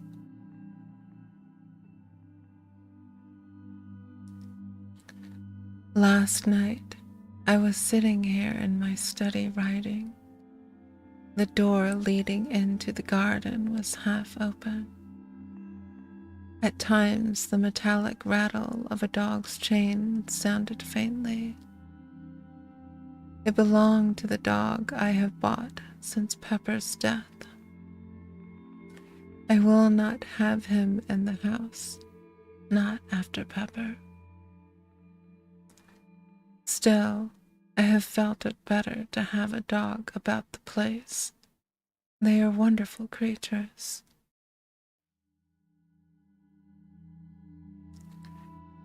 I was much engrossed in my work, and the time passed quickly. Suddenly, I heard a soft noise on the path outside in the garden. Pad, pad, pad, it went with a stealthy, curious sound. I sat upright with a quick movement and looked out through the open door. Again, the noise came. Pad, pad, pad. It appeared to be approaching. With a slight feeling of nervousness, I stared into the gardens, but the night hid everything.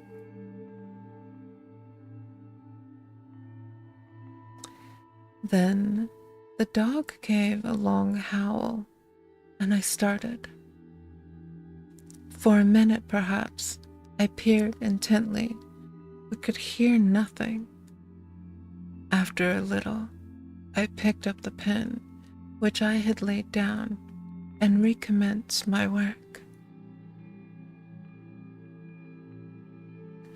The nervous feeling had gone, for I imagined that the sound I had heard was nothing more than the dog walking round his kennel at the length of his chain.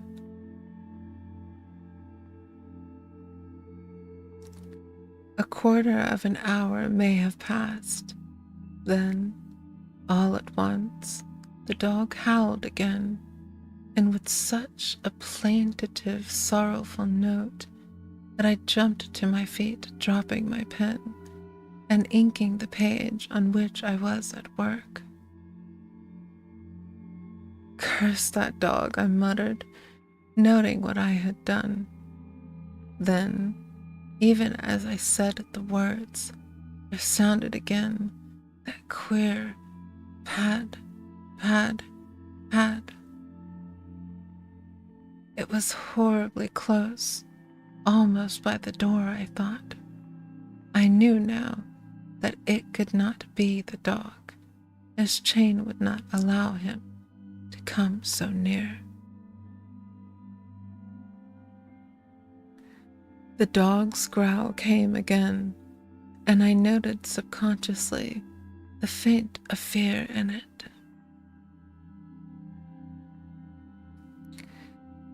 Outside on the windowsill, I could see Tip, my sister's pet cat.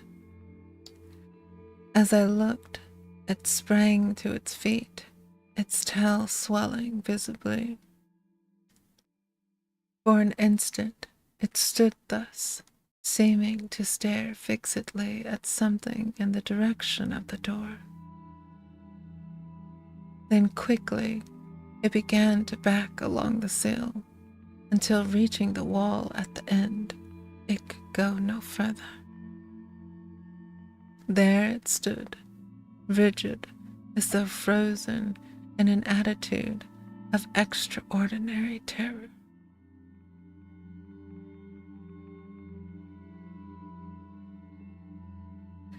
Frightened and puzzled, I seized a stick from the corner and went towards the door silently, taking one of the candles with me.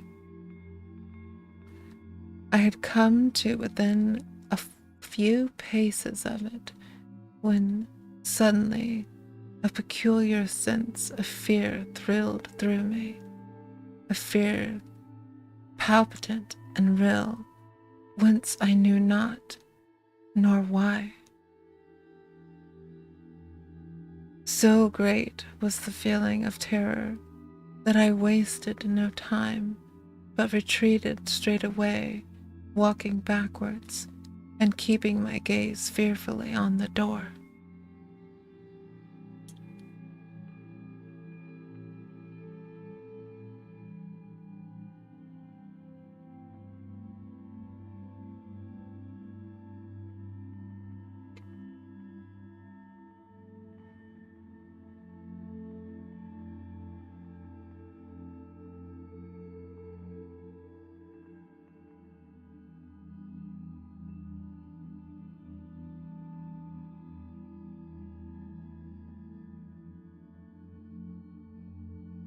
I would have given much to rush at it, fling it, and shoot the bolts, for I have had it repaired and strengthened, so that now it is far stronger than ever it has been. Like Tip, I continued my almost unconscious progress backward until the wall brought me up. At that, I started nervously and glanced round apprehensively. As I did so, my eyes dwelt momentarily on the rack of firearms, and I took a step towards them, but stopped, with a curious feeling that they would be needless. Outside, in the gardens, the dog moaned strangely. Suddenly, from the cat, there came a fierce, long shriek. I glanced jerkily in its direction. Something luminous and ghostly encircled it and grew upon my vision. It resolved into a glowing hand, transparent, with a lambent greenish flame flickering over it. The cat gave a last awful caterwaul, and I saw it smoke and blaze. My breath came with a gasp, as I leant against the wall. Over that part of the window there spread a smudge, green and fantastic.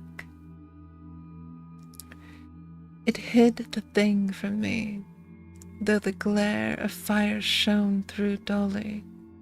A stench of burning stole into the room. Pad, pad, pad.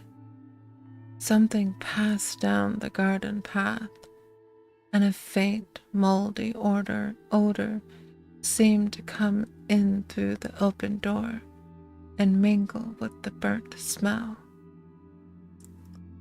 The dog had been silent for a few moments.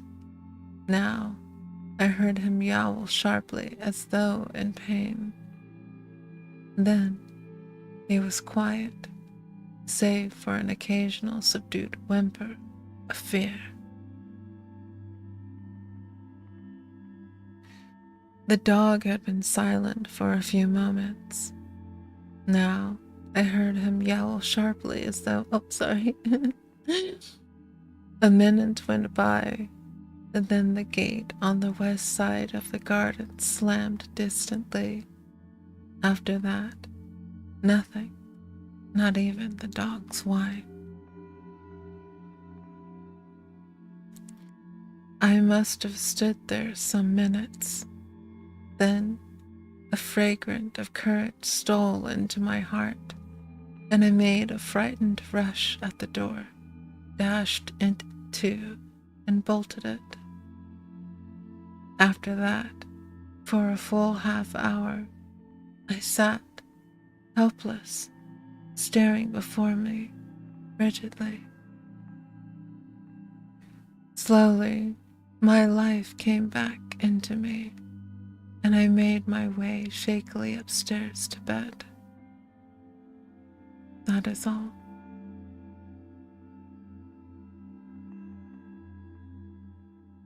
All right. We will stop there. Those chapters were very short, so I wanted to read a couple more to make sure that you're able to get to sleep, hopefully. We will continue back now with our listening of the Magnus Archive.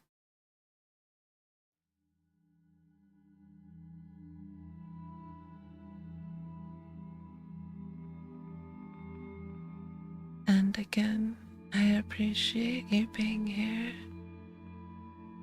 even if you're just quietly listening. Thank you for spending your time here with me.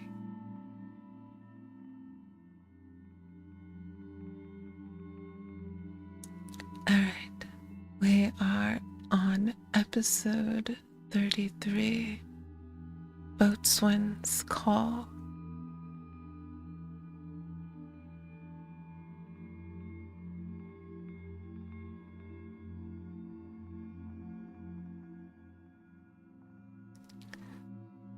Five, 4, 3, 2, 1.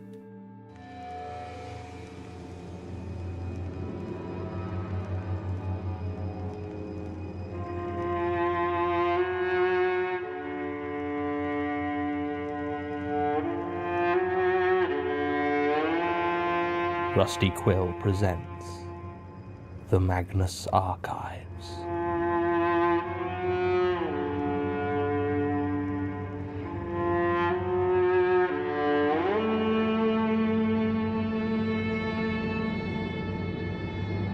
Episode 33, Boatswain's Call.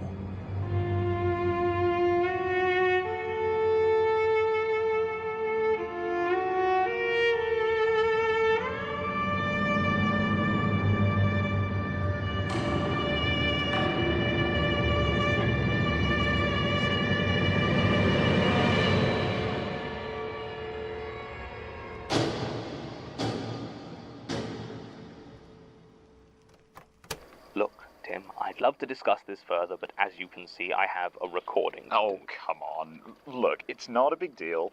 We just need to do a few of them again. Out of the question. It's just confusing if not. Like the garbage man statement. Mr. Woodward? Yeah, so you said that Alan Parfitt was reported missing in August 2009, which would actually be 6 months after the statement had been given. Obviously, it should have been 2008. I misspoke an 8 as a 9. What does it matter? Well, someone noticed. Who? Josh Cole. Great guy.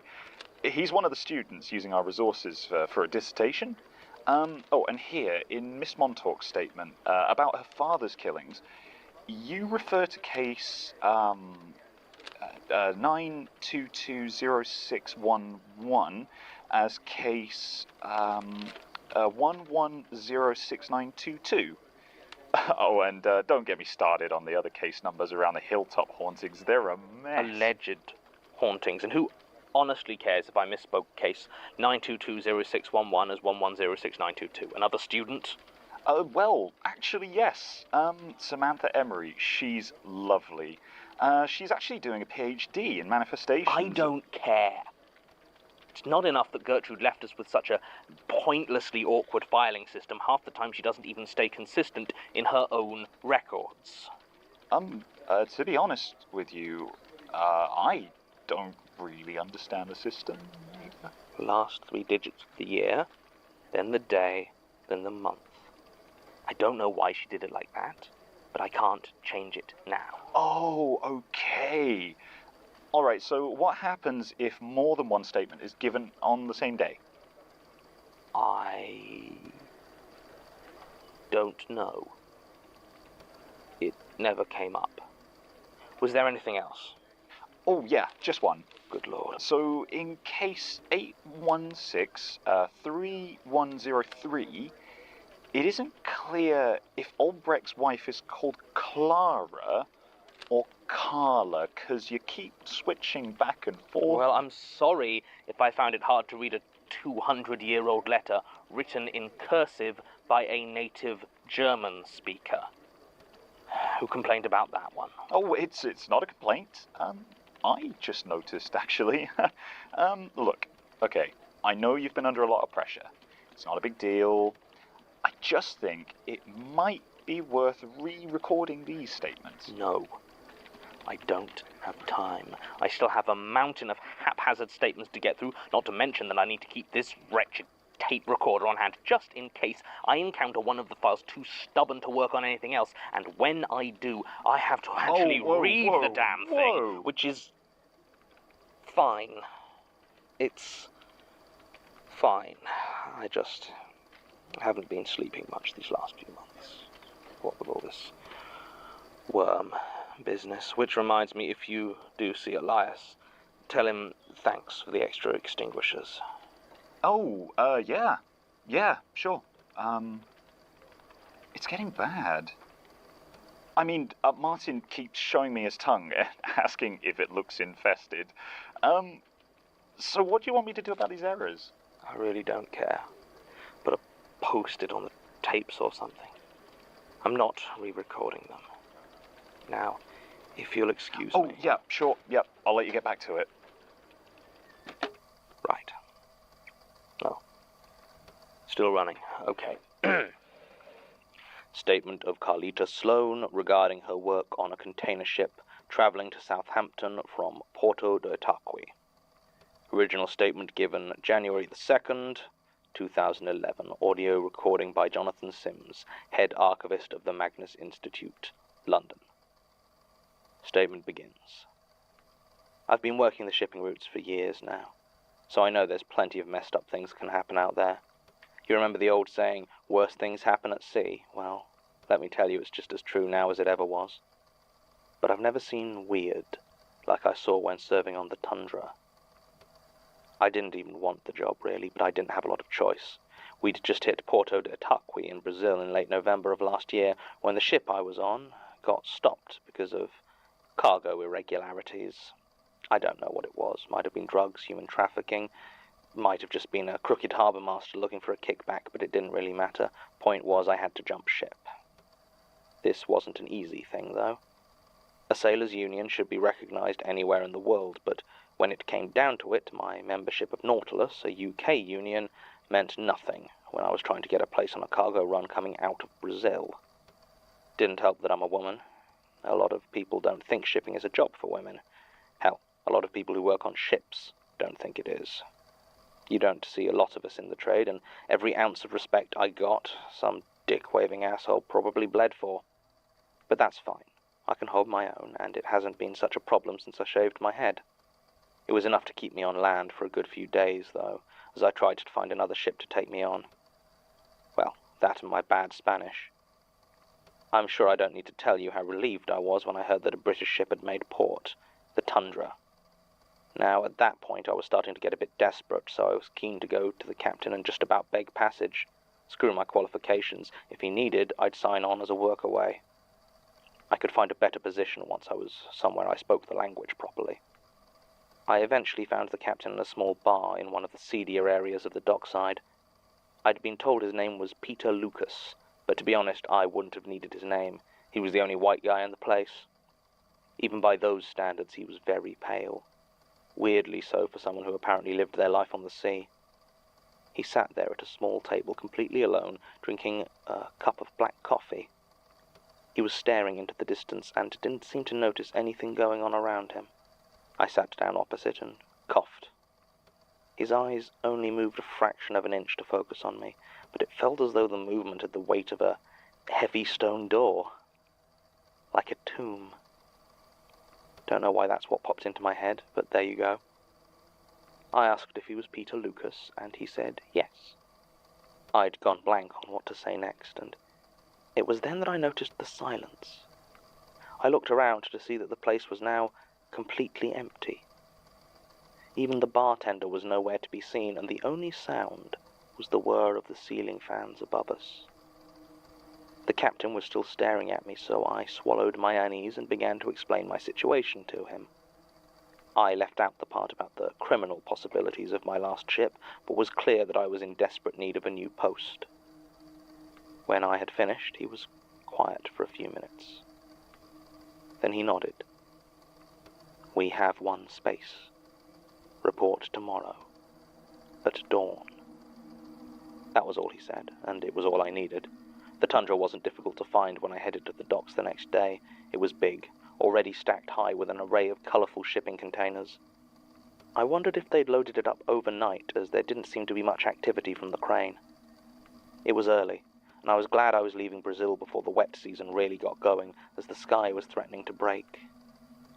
Making my way through the dock, I asked around until I was finally pointed to the mate. He was a short man, heavy-set with a thick black beard. His warm brown skin was stained darker by a life working in the sun, and he didn't smile when he looked at me. Around his neck, I saw a chain ending in a small brass ball and stem.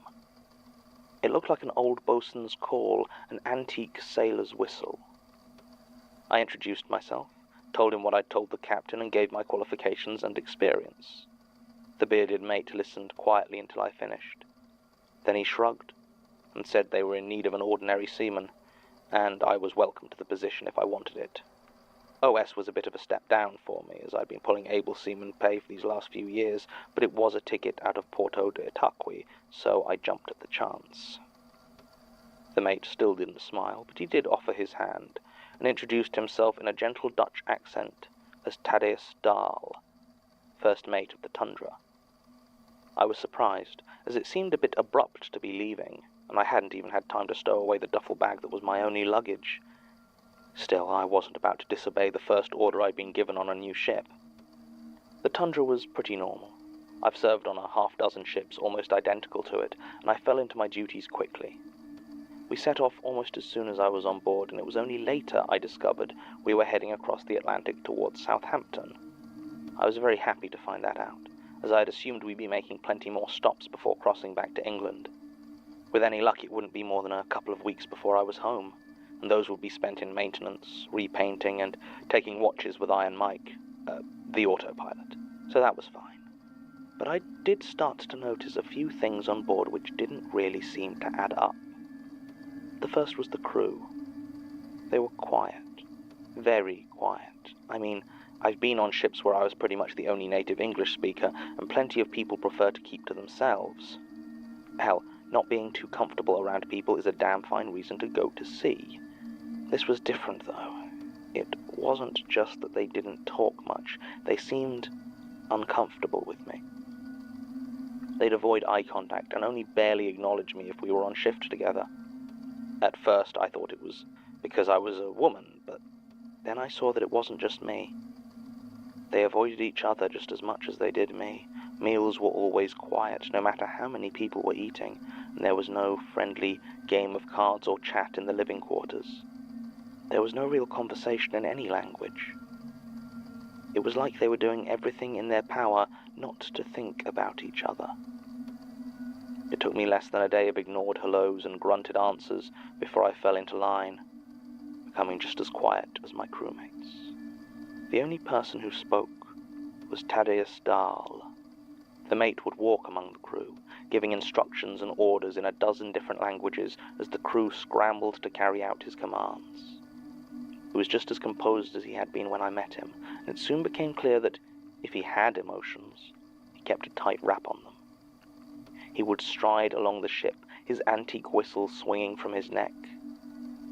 He never actually blew the bosun's call, apparently preferring to summon the crew via the intercom or horn. It just hung there, its polished brass heavy around his neck. I didn't see Captain Lucas at all that first week.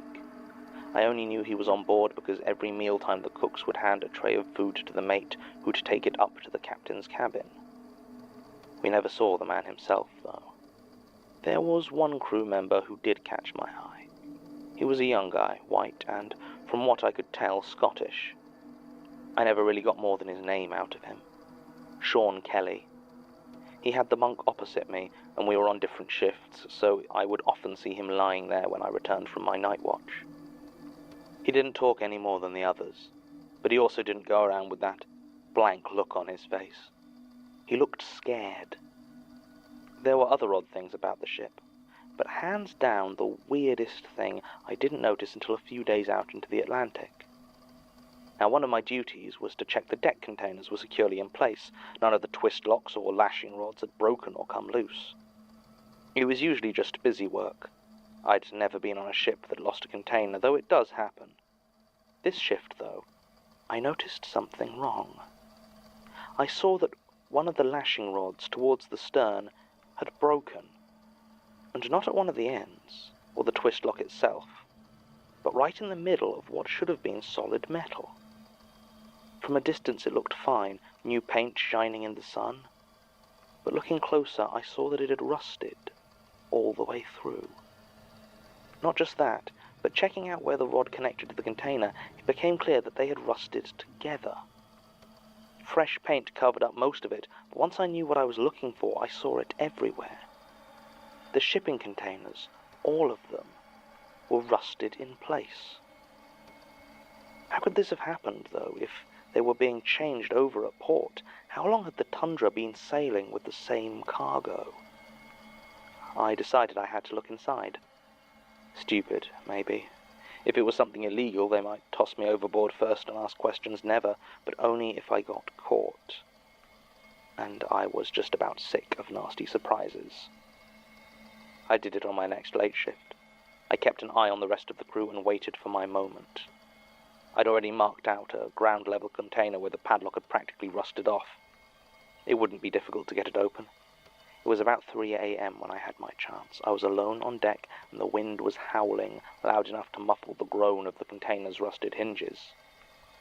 It took 3 kicks from my steel toe caps to get it open, but finally I was able to get the door ajar. It was so stiff it took almost all my strength to get enough of a gap to walk through, but finally I could see inside. It was completely empty. There was no sign of cargo or any markings or debris on the floor that might have shown that there had ever been anything inside. I couldn't believe it. A transport ship with nothing to transport. It didn't make any sense. I managed to bust 2 other containers open, but they were the same. As far as I could tell, every container on the ship was empty. I was still trying to figure out what this could mean when I saw a couple of torches approaching. I almost panicked and ran, but where exactly was I going to escape to? The empty, uncaring ocean stretched out for hundreds of miles in every direction. So instead I swallowed my fear and pushed the door carefully closed, trying my best to hide the broken lock before making my way onto the deck. I was met by the mate and a half-dozen other crewmen behind him. He looked at me for a second, then nodded and told me to follow. Then he continued walking. Confused, I headed after them as they made their way around the ship, silently collecting up or waking all the rest of the crew. I started to ask what was going on, but the glares I got shut me right up. Finally, when we had what looked like the whole crew together, we walked over to the lifeboat. Now, we definitely weren't sinking, so I hadn't really paid much attention to the lifeboat before, but now that I looked at it, I realized it wasn't what I'd have expected. Most modern container ships have a lifeboat that looks more like a lumpy orange blob than a boat. They're designed to be quickly and safely dropped into the water and tough out whatever conditions the sea might throw at them. But this was an old-fashioned boat, with oars and a winch mechanism for lowering it into the water. It didn't even look like it had any supplies in it. Standing there in front of it was Captain Lucas, as silent as the rest of his crew. The captain nodded, and one by one the crew of the Tundra got on board the lifeboat. I got on too. I mean, what else was I supposed to do? I didn't know what was going on, and no one seemed to want to tell me, but I sure as hell wasn't getting left alone on that big empty ship. So I got in and sat down, as a couple of the crew began to lower the lifeboat into the sea. A few others took up the oars, and as soon as we hit the water, they began to row quietly away from the Tundra, which floated, motionless. The sky was clear, and the wind had died down, so the stars reflected perfectly on the still ocean surface. All the lights on the ship had been turned off, so the world and all the empty horizon was only lit by the moon. As we rowed, I looked around my companions on the lifeboat. Everyone I recognized was there, except for one. I checked each face in turn, but I could see no sign of Sean Kelly, my scared bunkmate. Had we left him behind? Was he still back on the ship, sleeping away, ignorant of the fact that he was now utterly and completely alone? Almost as though he knew I was about to speak, Thaddeus gave me a warning glare. The mate reached down and took the old brass whistle from his neck. He pressed it to his lips and blew. I have never heard a whistle sound like that. It was shrill, so high and piercing that I felt my hair stand on end, but it also seemed distant, like I was hearing it from far, far away. I don't know how long he blew that bosun's call for, but by the end, I realized we were surrounded by a thick sea smoke.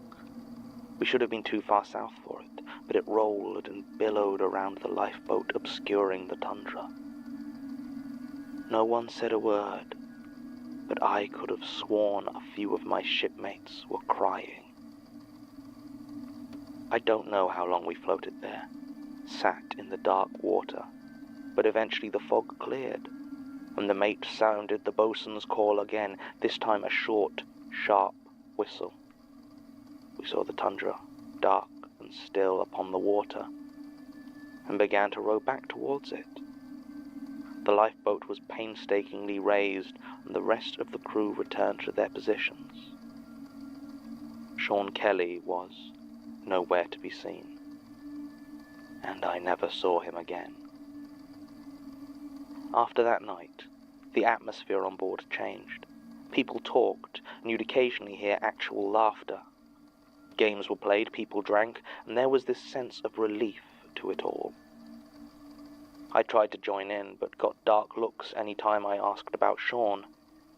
At one point, the third mate, a man named Kim Duong, told me that I should shut up and be grateful, as it hadn't been an easy choice. I kept to myself the rest of the way and left the ship as soon as we landed in Southampton. I didn't even think about my pay until it came through a couple of days later. £25,000 for barely 2 weeks' work. I don't mind telling you, it was almost enough to tempt me back. Almost. Statement ends. An interesting statement, though difficult to investigate any potentially paranormal activity, as there does not appear to have been anything explicitly supernatural occurring in this statement. A lot of strange happenings and implicit weirdness, but nothing that can be isolated as a supernatural event. There's also the fact that even a casual search of Port Authority records shows the Tundra is a currently active cargo ship operating for Solace Shipping plc, a company founded and majority-owned by Nathaniel Lucas. In addition to such business ventures, the Lucas family also provides funding to several academic and research organizations, including the Magnus Institute. Much as I want to dig further into this, especially given certain parallels with case 0161301, Elias gets very twitchy when we look into anything that might conceivably have funding repercussions. It doesn't look like I'm going to be able to do any further investigations into this, even though the official crew manifest for the Tundra has remained the same for the last 10 years, even though I can't find any record of actual cargo being loaded or unloaded into it from any UK port, even though Sean Kelly disappeared from the port of Felixstowe in October 2010, and his body washed up on the coast of Morocco in April 2011, 6 months later. According to the coroner, it had only been in the water for 5 days. Maybe I'll mention it to Elias, just in case. End recording.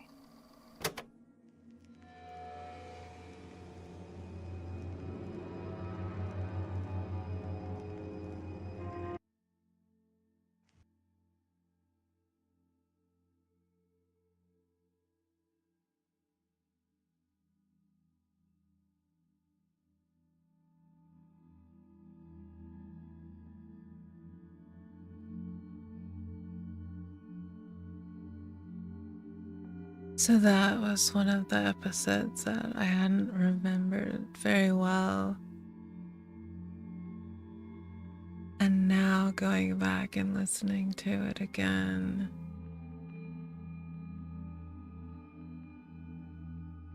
one of the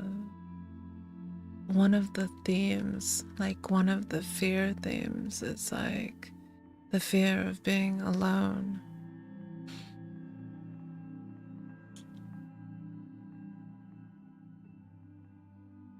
And I wonder about that. Like, I wonder about these concepts and if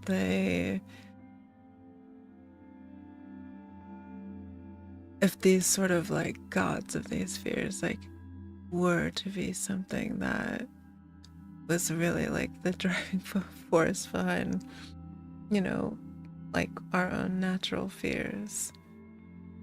But wouldn't you find it so strange to go somewhere and be on a job and no one talks to you, and how lonely that would feel? And maybe that is what they mean when they talk about, people dying of loneliness. Do you think that you'd feel more alone with so many people around you than being alone and by yourself? I believe I would feel much more lonely if I was surrounded by people and no one acknowledged that I even existed. Almost like Rascal Does Not Dream of Bunny Girl Senpai.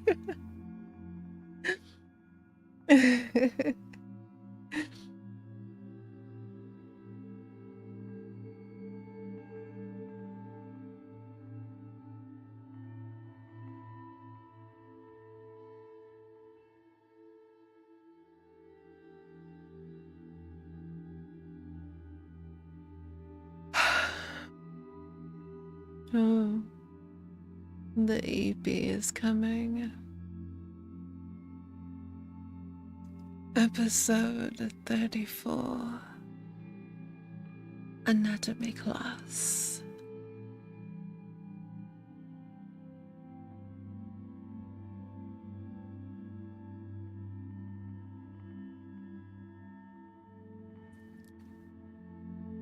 Five, 4, 3, 2, 1.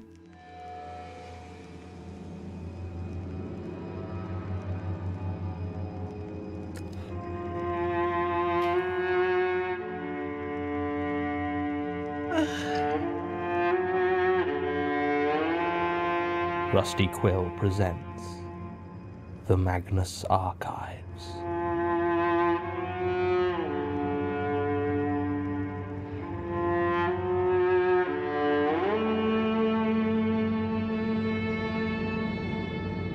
Episode 34, Anatomy Class.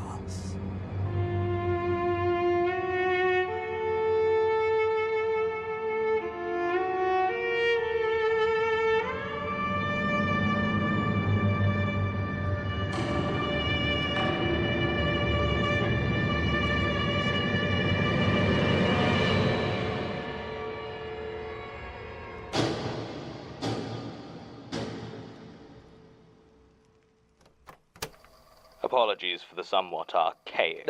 No need to worry, I understand. Some things you just can't trust to computers. It's like I always say about those robotic surgery machines. It's just not the same. If I'm going to be operating on a man's pancreas, I want to feel that pancreas. Fiddling with a joystick just won't cut it, as it were. I didn't think you still performed surgery. I keep up with the developments. And I remember the feel of a pancreas. Well, quite. Now, if you'd be so good as to... You know you have an infestation, don't you? Excuse me? I'm not sure that... Yes, little grey maggot things. I saw a few on the way in. Don't recognize the species, but I'd say you need to get the exterminators in here. Gas the little blighters. You saw them. You weren't bitten, were you? Bitten? They're worms. Still, I'll admit I don't like the look of them. I reckon the sooner you get someone in to kill them dead, the better. We've tried, believe me. Now, shall we? Oh, certainly. Where do you want me to start? The bones? Blood? The fruit? Right from the beginning. 1 second. Statement of Dr. Lionel Elliot regarding a series of events that took place during his class... Introduction to Human Anatomy and Physiology. At King's College, London, in early 2016. Statement recorded direct from subject, 12th July, 2016. Statement begins. Now? Yes, just start from the beginning. Right. Well, I shouldn't even have been teaching the class, really. As far as I knew, I wasn't going to be needed for any teaching on the biomedical engineering course this year. I can't say I was particularly upset. The human anatomy module is where a lot of the engineers discover just how messy the human body is. And while the human heart is a phenomenal piece of machinery in terms of design and function, most of the students would be more comfortable holding a transistor. Not to put too fine a point on it, I get tired of squeamish students, and was glad that I could avoid it this year. You can perhaps imagine, then, that I was not best pleased when Elena Bauer, the admissions officer, emailed me last November to say that there had been a mistake, and I was needed to take a spillover class. Apparently, the system had accepted more students for the course than there were places, and they were trying to organize an additional class for the 7 who were unassigned. It didn't make a lot of sense to me. Anatomy class wasn't until the 2nd term, so surely this mistake should have emerged earlier. But Elena kept saying she didn't know. She just had 7 students who needed tutorials. I won't pretend I took the news gracefully. I have a lot of research due shortly, and, well, you know academia. Never enough hours in the day. Still, I was the only staff member both qualified to teach the class and technically free when it had to be scheduled. So I agreed, although that really makes it sound like I had more of a choice than I actually did.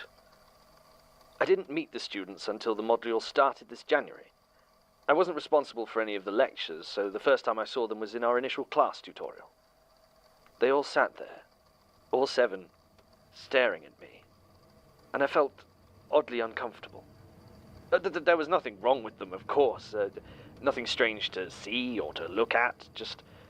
Well, this is going to sound stupid to say out loud, but I don't remember what they looked like. Any of them. I remember that each wore blue jeans and a white shirt, though they were all different makes and styles. I think one of the girls had a skirt instead. I must have noticed that they were wearing the same outfits, but it didn't strike me as odd. They all just looked so normal, unremarkable.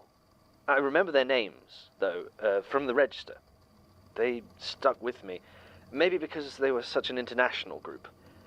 There was Erika Musterman, Jan Novak, Pyotr and Pavel Petrov, who I think were brothers, maybe twins, John Doe, Falana Al-Falani, and Juan Perez. I greeted them when I entered the room and was met with silence. Not a malicious or angry silence, just silence.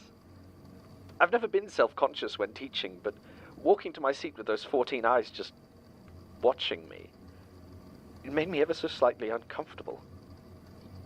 I got the oddest feeling that they were judging my walk. The class began, and we started going over some of the basics of anatomy and how the body works. They started to talk then, and some of my unease left me. I don't remember exactly what was said. After doing it long enough, most tutorials just kind of blur together a bit. But I recall being struck by just how basic some of their questions were. The composition of blood, where in the body the various organs sat, the sort of thing that anyone who's done a science GCSE should know. I was almost tempted to ask where they went to school. At the time, I didn't question the fact that they must have all gone to the same school. Aside from that, it was mostly normal, except about halfway through the tutorial, we discussed the lungs and respiration, inhalation, alveoli, etc. As I said, basic stuff. But I paused afterwards just to have a think about where to go next, and I heard the sound of them breathing. That's not abnormal, I know, but it seemed to fill the silence so suddenly and all at once. I could have sworn that I didn't actually hear it before that moment. Like they'd only just then started breathing. which is absurd, obviously. I was probably just listening out for it because we'd been discussing the lungs. Even so, it was disconcerting, and I don't mind telling you that I breathed quite a sigh of relief myself when the tutorial was over and I could get out of there.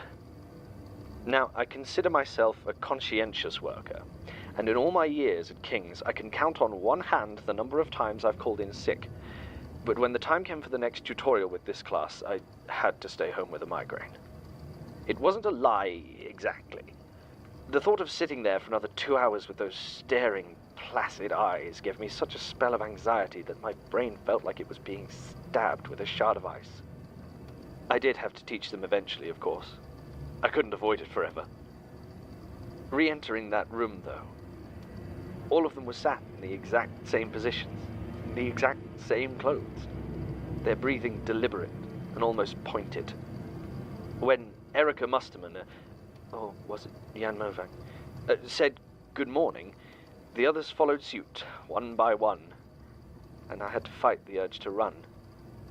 It struck me then that, despite how diverse their names were, none of them seemed to have any noticeable accent.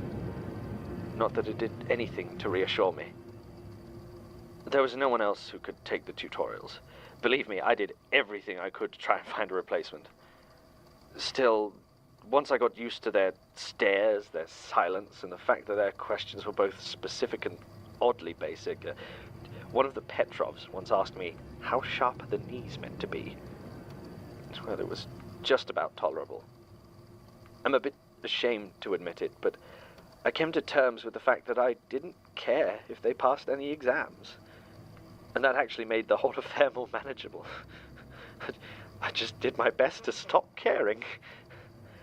And then came our first of 2 sessions in the dissection room. We were looking at the skeleton. I had been dreading this. Given exactly how creepy and unsettling the students were just sat in a classroom, the idea of what they could do when given access to human remains made me feel quite nauseous. But I couldn't bring myself to leave them there alone, so I went. It was even worse than I'd feared. Seeing them stood there over the bits of cadaver, their faces, normally so neutral, were alive with... what was it I saw? Excitement? Curiosity? Hunger? Whatever it was, it didn't reach their eyes. Still staring and blank. I went through the procedures with them and tried my best to keep the trembling out of my voice. When Falan reached for a scalpel and started cutting into our samples, I felt faint. I was trying to keep an eye on everyone, but the dissection tables were arranged in a semicircle around the lab, and each time I turned to face one of the students, I began to hear this cracking sound from whichever tables I wasn't looking at. Like a snapping bone or a rib cage being forced open. I'd turn back and see nothing untoward. Just John or Erica or Juan or whoever it was looking at me quizzically over distinctly unbroken bones. But it kept happening. Whenever I wasn't looking, I heard the crunch and the crack of bone. I couldn't ask about it.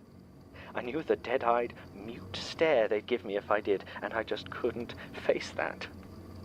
Finally, I managed to position myself so that I could see what was happening behind me in the reflective edge of the metal table. It wasn't much, but I could see a slightly warped image. It was Pavel in this case. I saw him pick up a bone, a radius, I believe, from the forearm. He held it up next to his own arm, and then there came that snapping, crunching noise. I swear I saw his arm distend itself, the skin shifting as something inside changed and rearranged until it matched the length of bone he was holding up to it. I tried not to react, not to make a noise at this mad impossibility that I saw. I couldn't help it, though, and my legs gave out. I collapsed on the floor with a whimpering cry. None of them looked at me. None of them offered to help me up. None of them gave any reaction at all. I shut my eyes tight as that cracking sound began to come from every direction, as all 7 of them began to change themselves. It went on for almost half an hour until our allotted time in the lab ended. And then they left, walking past me, still sat helpless on the floor. As they did, each of them thanked me for the lesson, as though nothing had happened. And I swear that every single one of them was taller than when they started. I started taking more sick leave after that. I avoided their tutorials as often as possible, and when I did go, we largely just sat there in silence until one of them asked me a question about human anatomy, which I would reluctantly answer. I know I should have just abandoned them entirely. If they were going to complain to anyone, they would have done it already, but even then I was worried my colleagues might notice, and I really didn't want to get a reputation as some absentee tutor. It didn't help that a colleague of mine, Dr. Laura Gill, once expressed surprise on learning that I'd been absent the day before, as apparently she'd passed by my teaching room and my anatomy class had just been sat there, waiting quietly. The thought of them politely filing to every tutorial just sat there, blank and staring, whether I was there or not, just waiting. To be quite frank, I think that bothered me almost more than being sat there with them. Still, I managed largely to avoid them until the 21st of March, when they had their second lab dissection. Hearts. I'm not an idiot. I was well aware of the sort of sinister nonsense that was likely to happen if I went, but I also knew by now that they would attend whether or not I was there. And to leave them in a lab unsupervised would be the sort of thing that would actually get me fired from my position. It was a rainy morning. I remember that because I deliberately didn't put up an umbrella. Something inside me was so dreading what was going to happen that the very act of opening umbrella seemed pointless, as though my being dry couldn't stop what was coming. There was no reason not to get soaked. So I was dripping wet when I entered the lab, and my glasses had steamed up to the point where I could no longer see through them. When I wiped them clean, they revealed those 7 blank faces, utterly unconcerned with my sodden state. Each had somehow got the heart laid out in front of them on the dissection tray. I decided not to prolong it and waved them to start. I don't know what I expected. Maybe I thought they'd descend into some sort of feeding frenzy, but they didn't. They just began to dissect the hearts, as any other class would, occasionally asking me polite questions. I was so taken aback at how normal the whole situation seemed to be that it took me some time to actually answer them. I did, though, and the first hour of the class almost put me at least a little bit at ease. The more I thought about it, the more it made sense. Maybe they were doing weird things to their insides, but if it was the heart, then I couldn't see it and I couldn't hear it. And I'd long since decided with this class that if I couldn't see or hear it, I didn't care. Then Erica Musterman held up her heart and looked at me. I began to get that sinking feeling in the pit of my stomach as she asked me, "How does the heart pump blood?"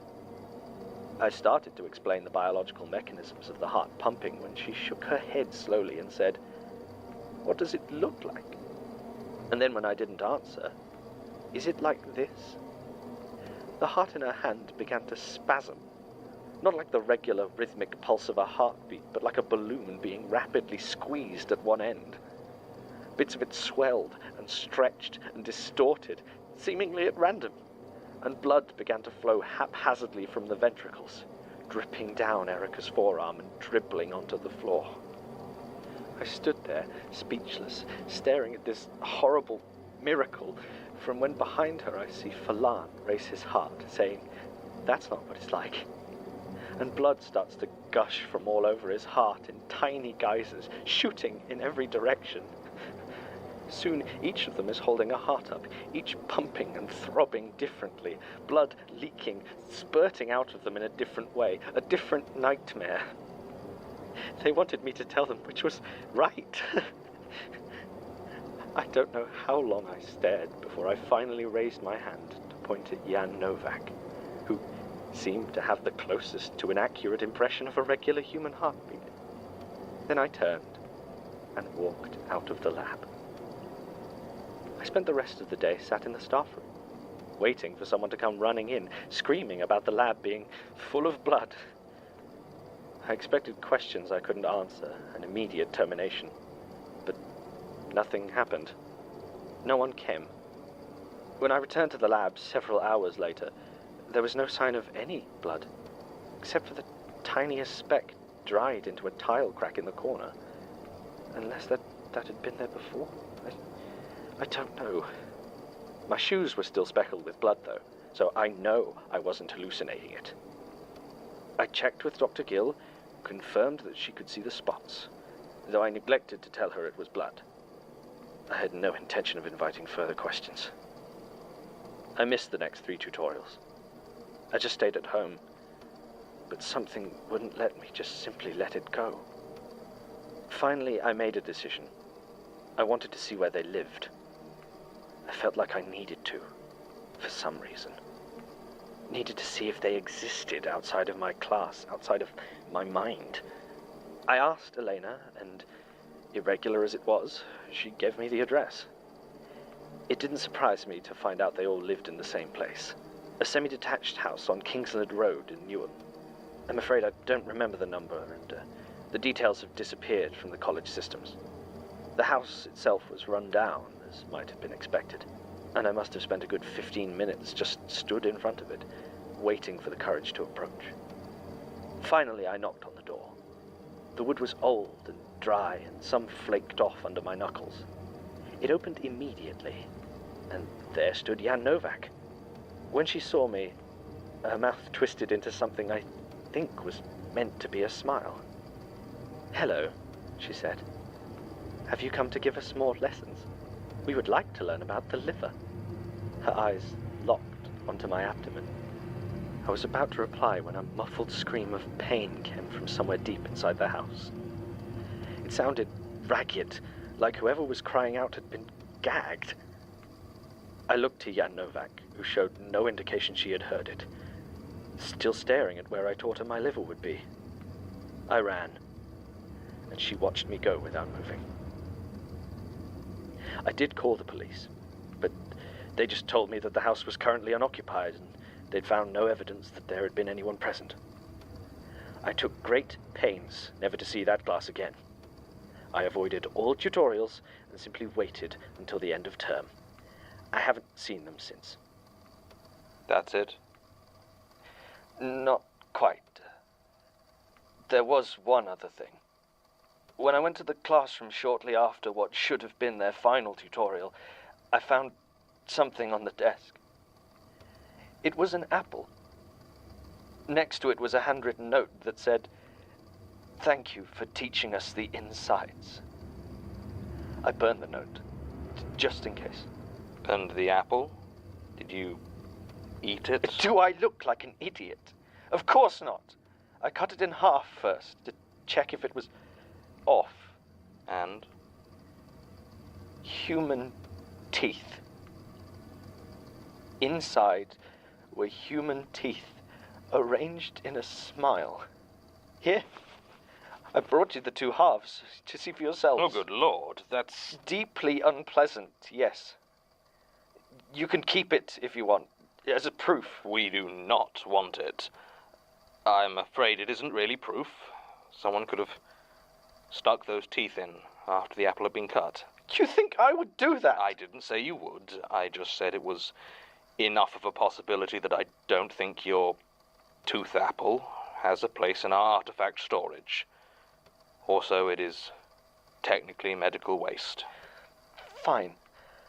I'll dispose of it myself. Now, is there anything else you want with me? No, this should do. We'll investigate and get back to you if we find anything. Statement ends.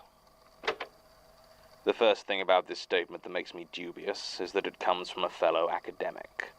Historic and prestigious as the Magnus Institute is, there are still many within the sphere of higher education that do not grant it the respect it deserves. And some have been known to make false statements as ill-conceived jokes. Another mark against the veracity of the statement is the names of the students. A quick internet search reveals Erika Mustermann as the official German placeholder name, similar to the English name John Doe.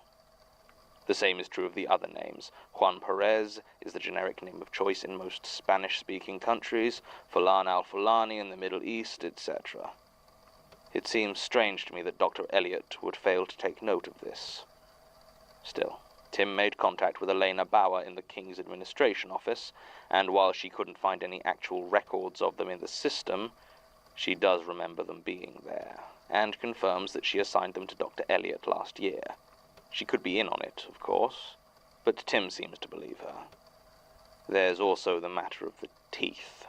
I stand by my assessment that there is no evidence they were placed there by supernatural means, but it does seem an awfully long way to go for a bad joke.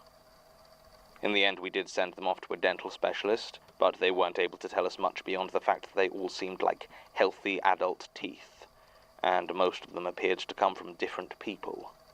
There's not much more we can do to follow this up, without dedicating additional time we can't afford. The only other lead was Sasha's discovery that early last year, Dr. Rashid Sadana took his own life.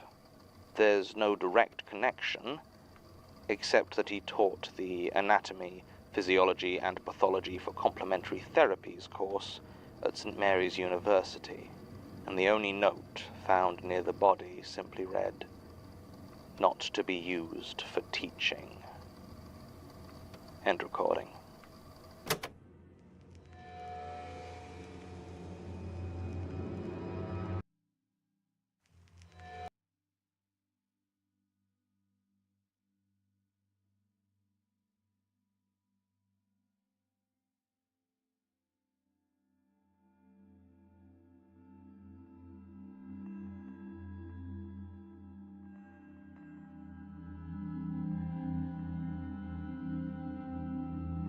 That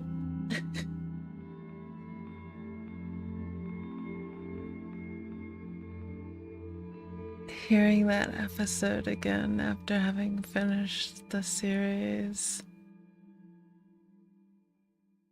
I think that deity or that god that is sort of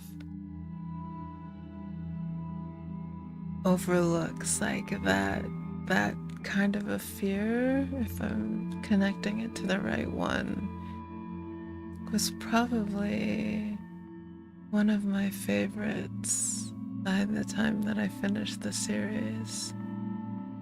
So I think that's really interesting. I remember listening to that episode the first time and thinking how strange it was that, like, I guess to me, like, they were, like, exchanging, like, parts with the anatomy models, but I think that's probably the third or fourth episode. Oh, there's our hour reminder. It is now 1 o'clock in the morning, Eastern Standard Time, and it doesn't feel like we've been streaming for 3 hours, so we're gonna spend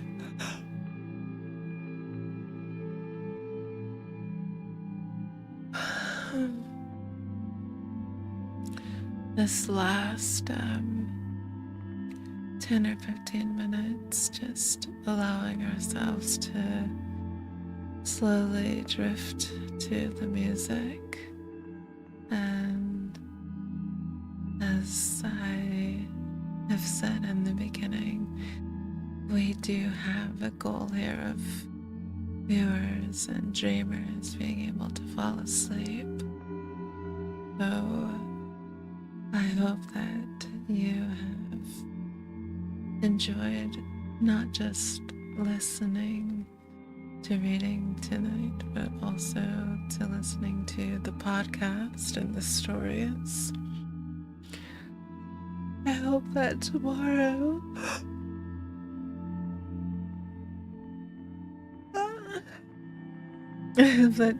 you have a very cozy day no matter what you're doing.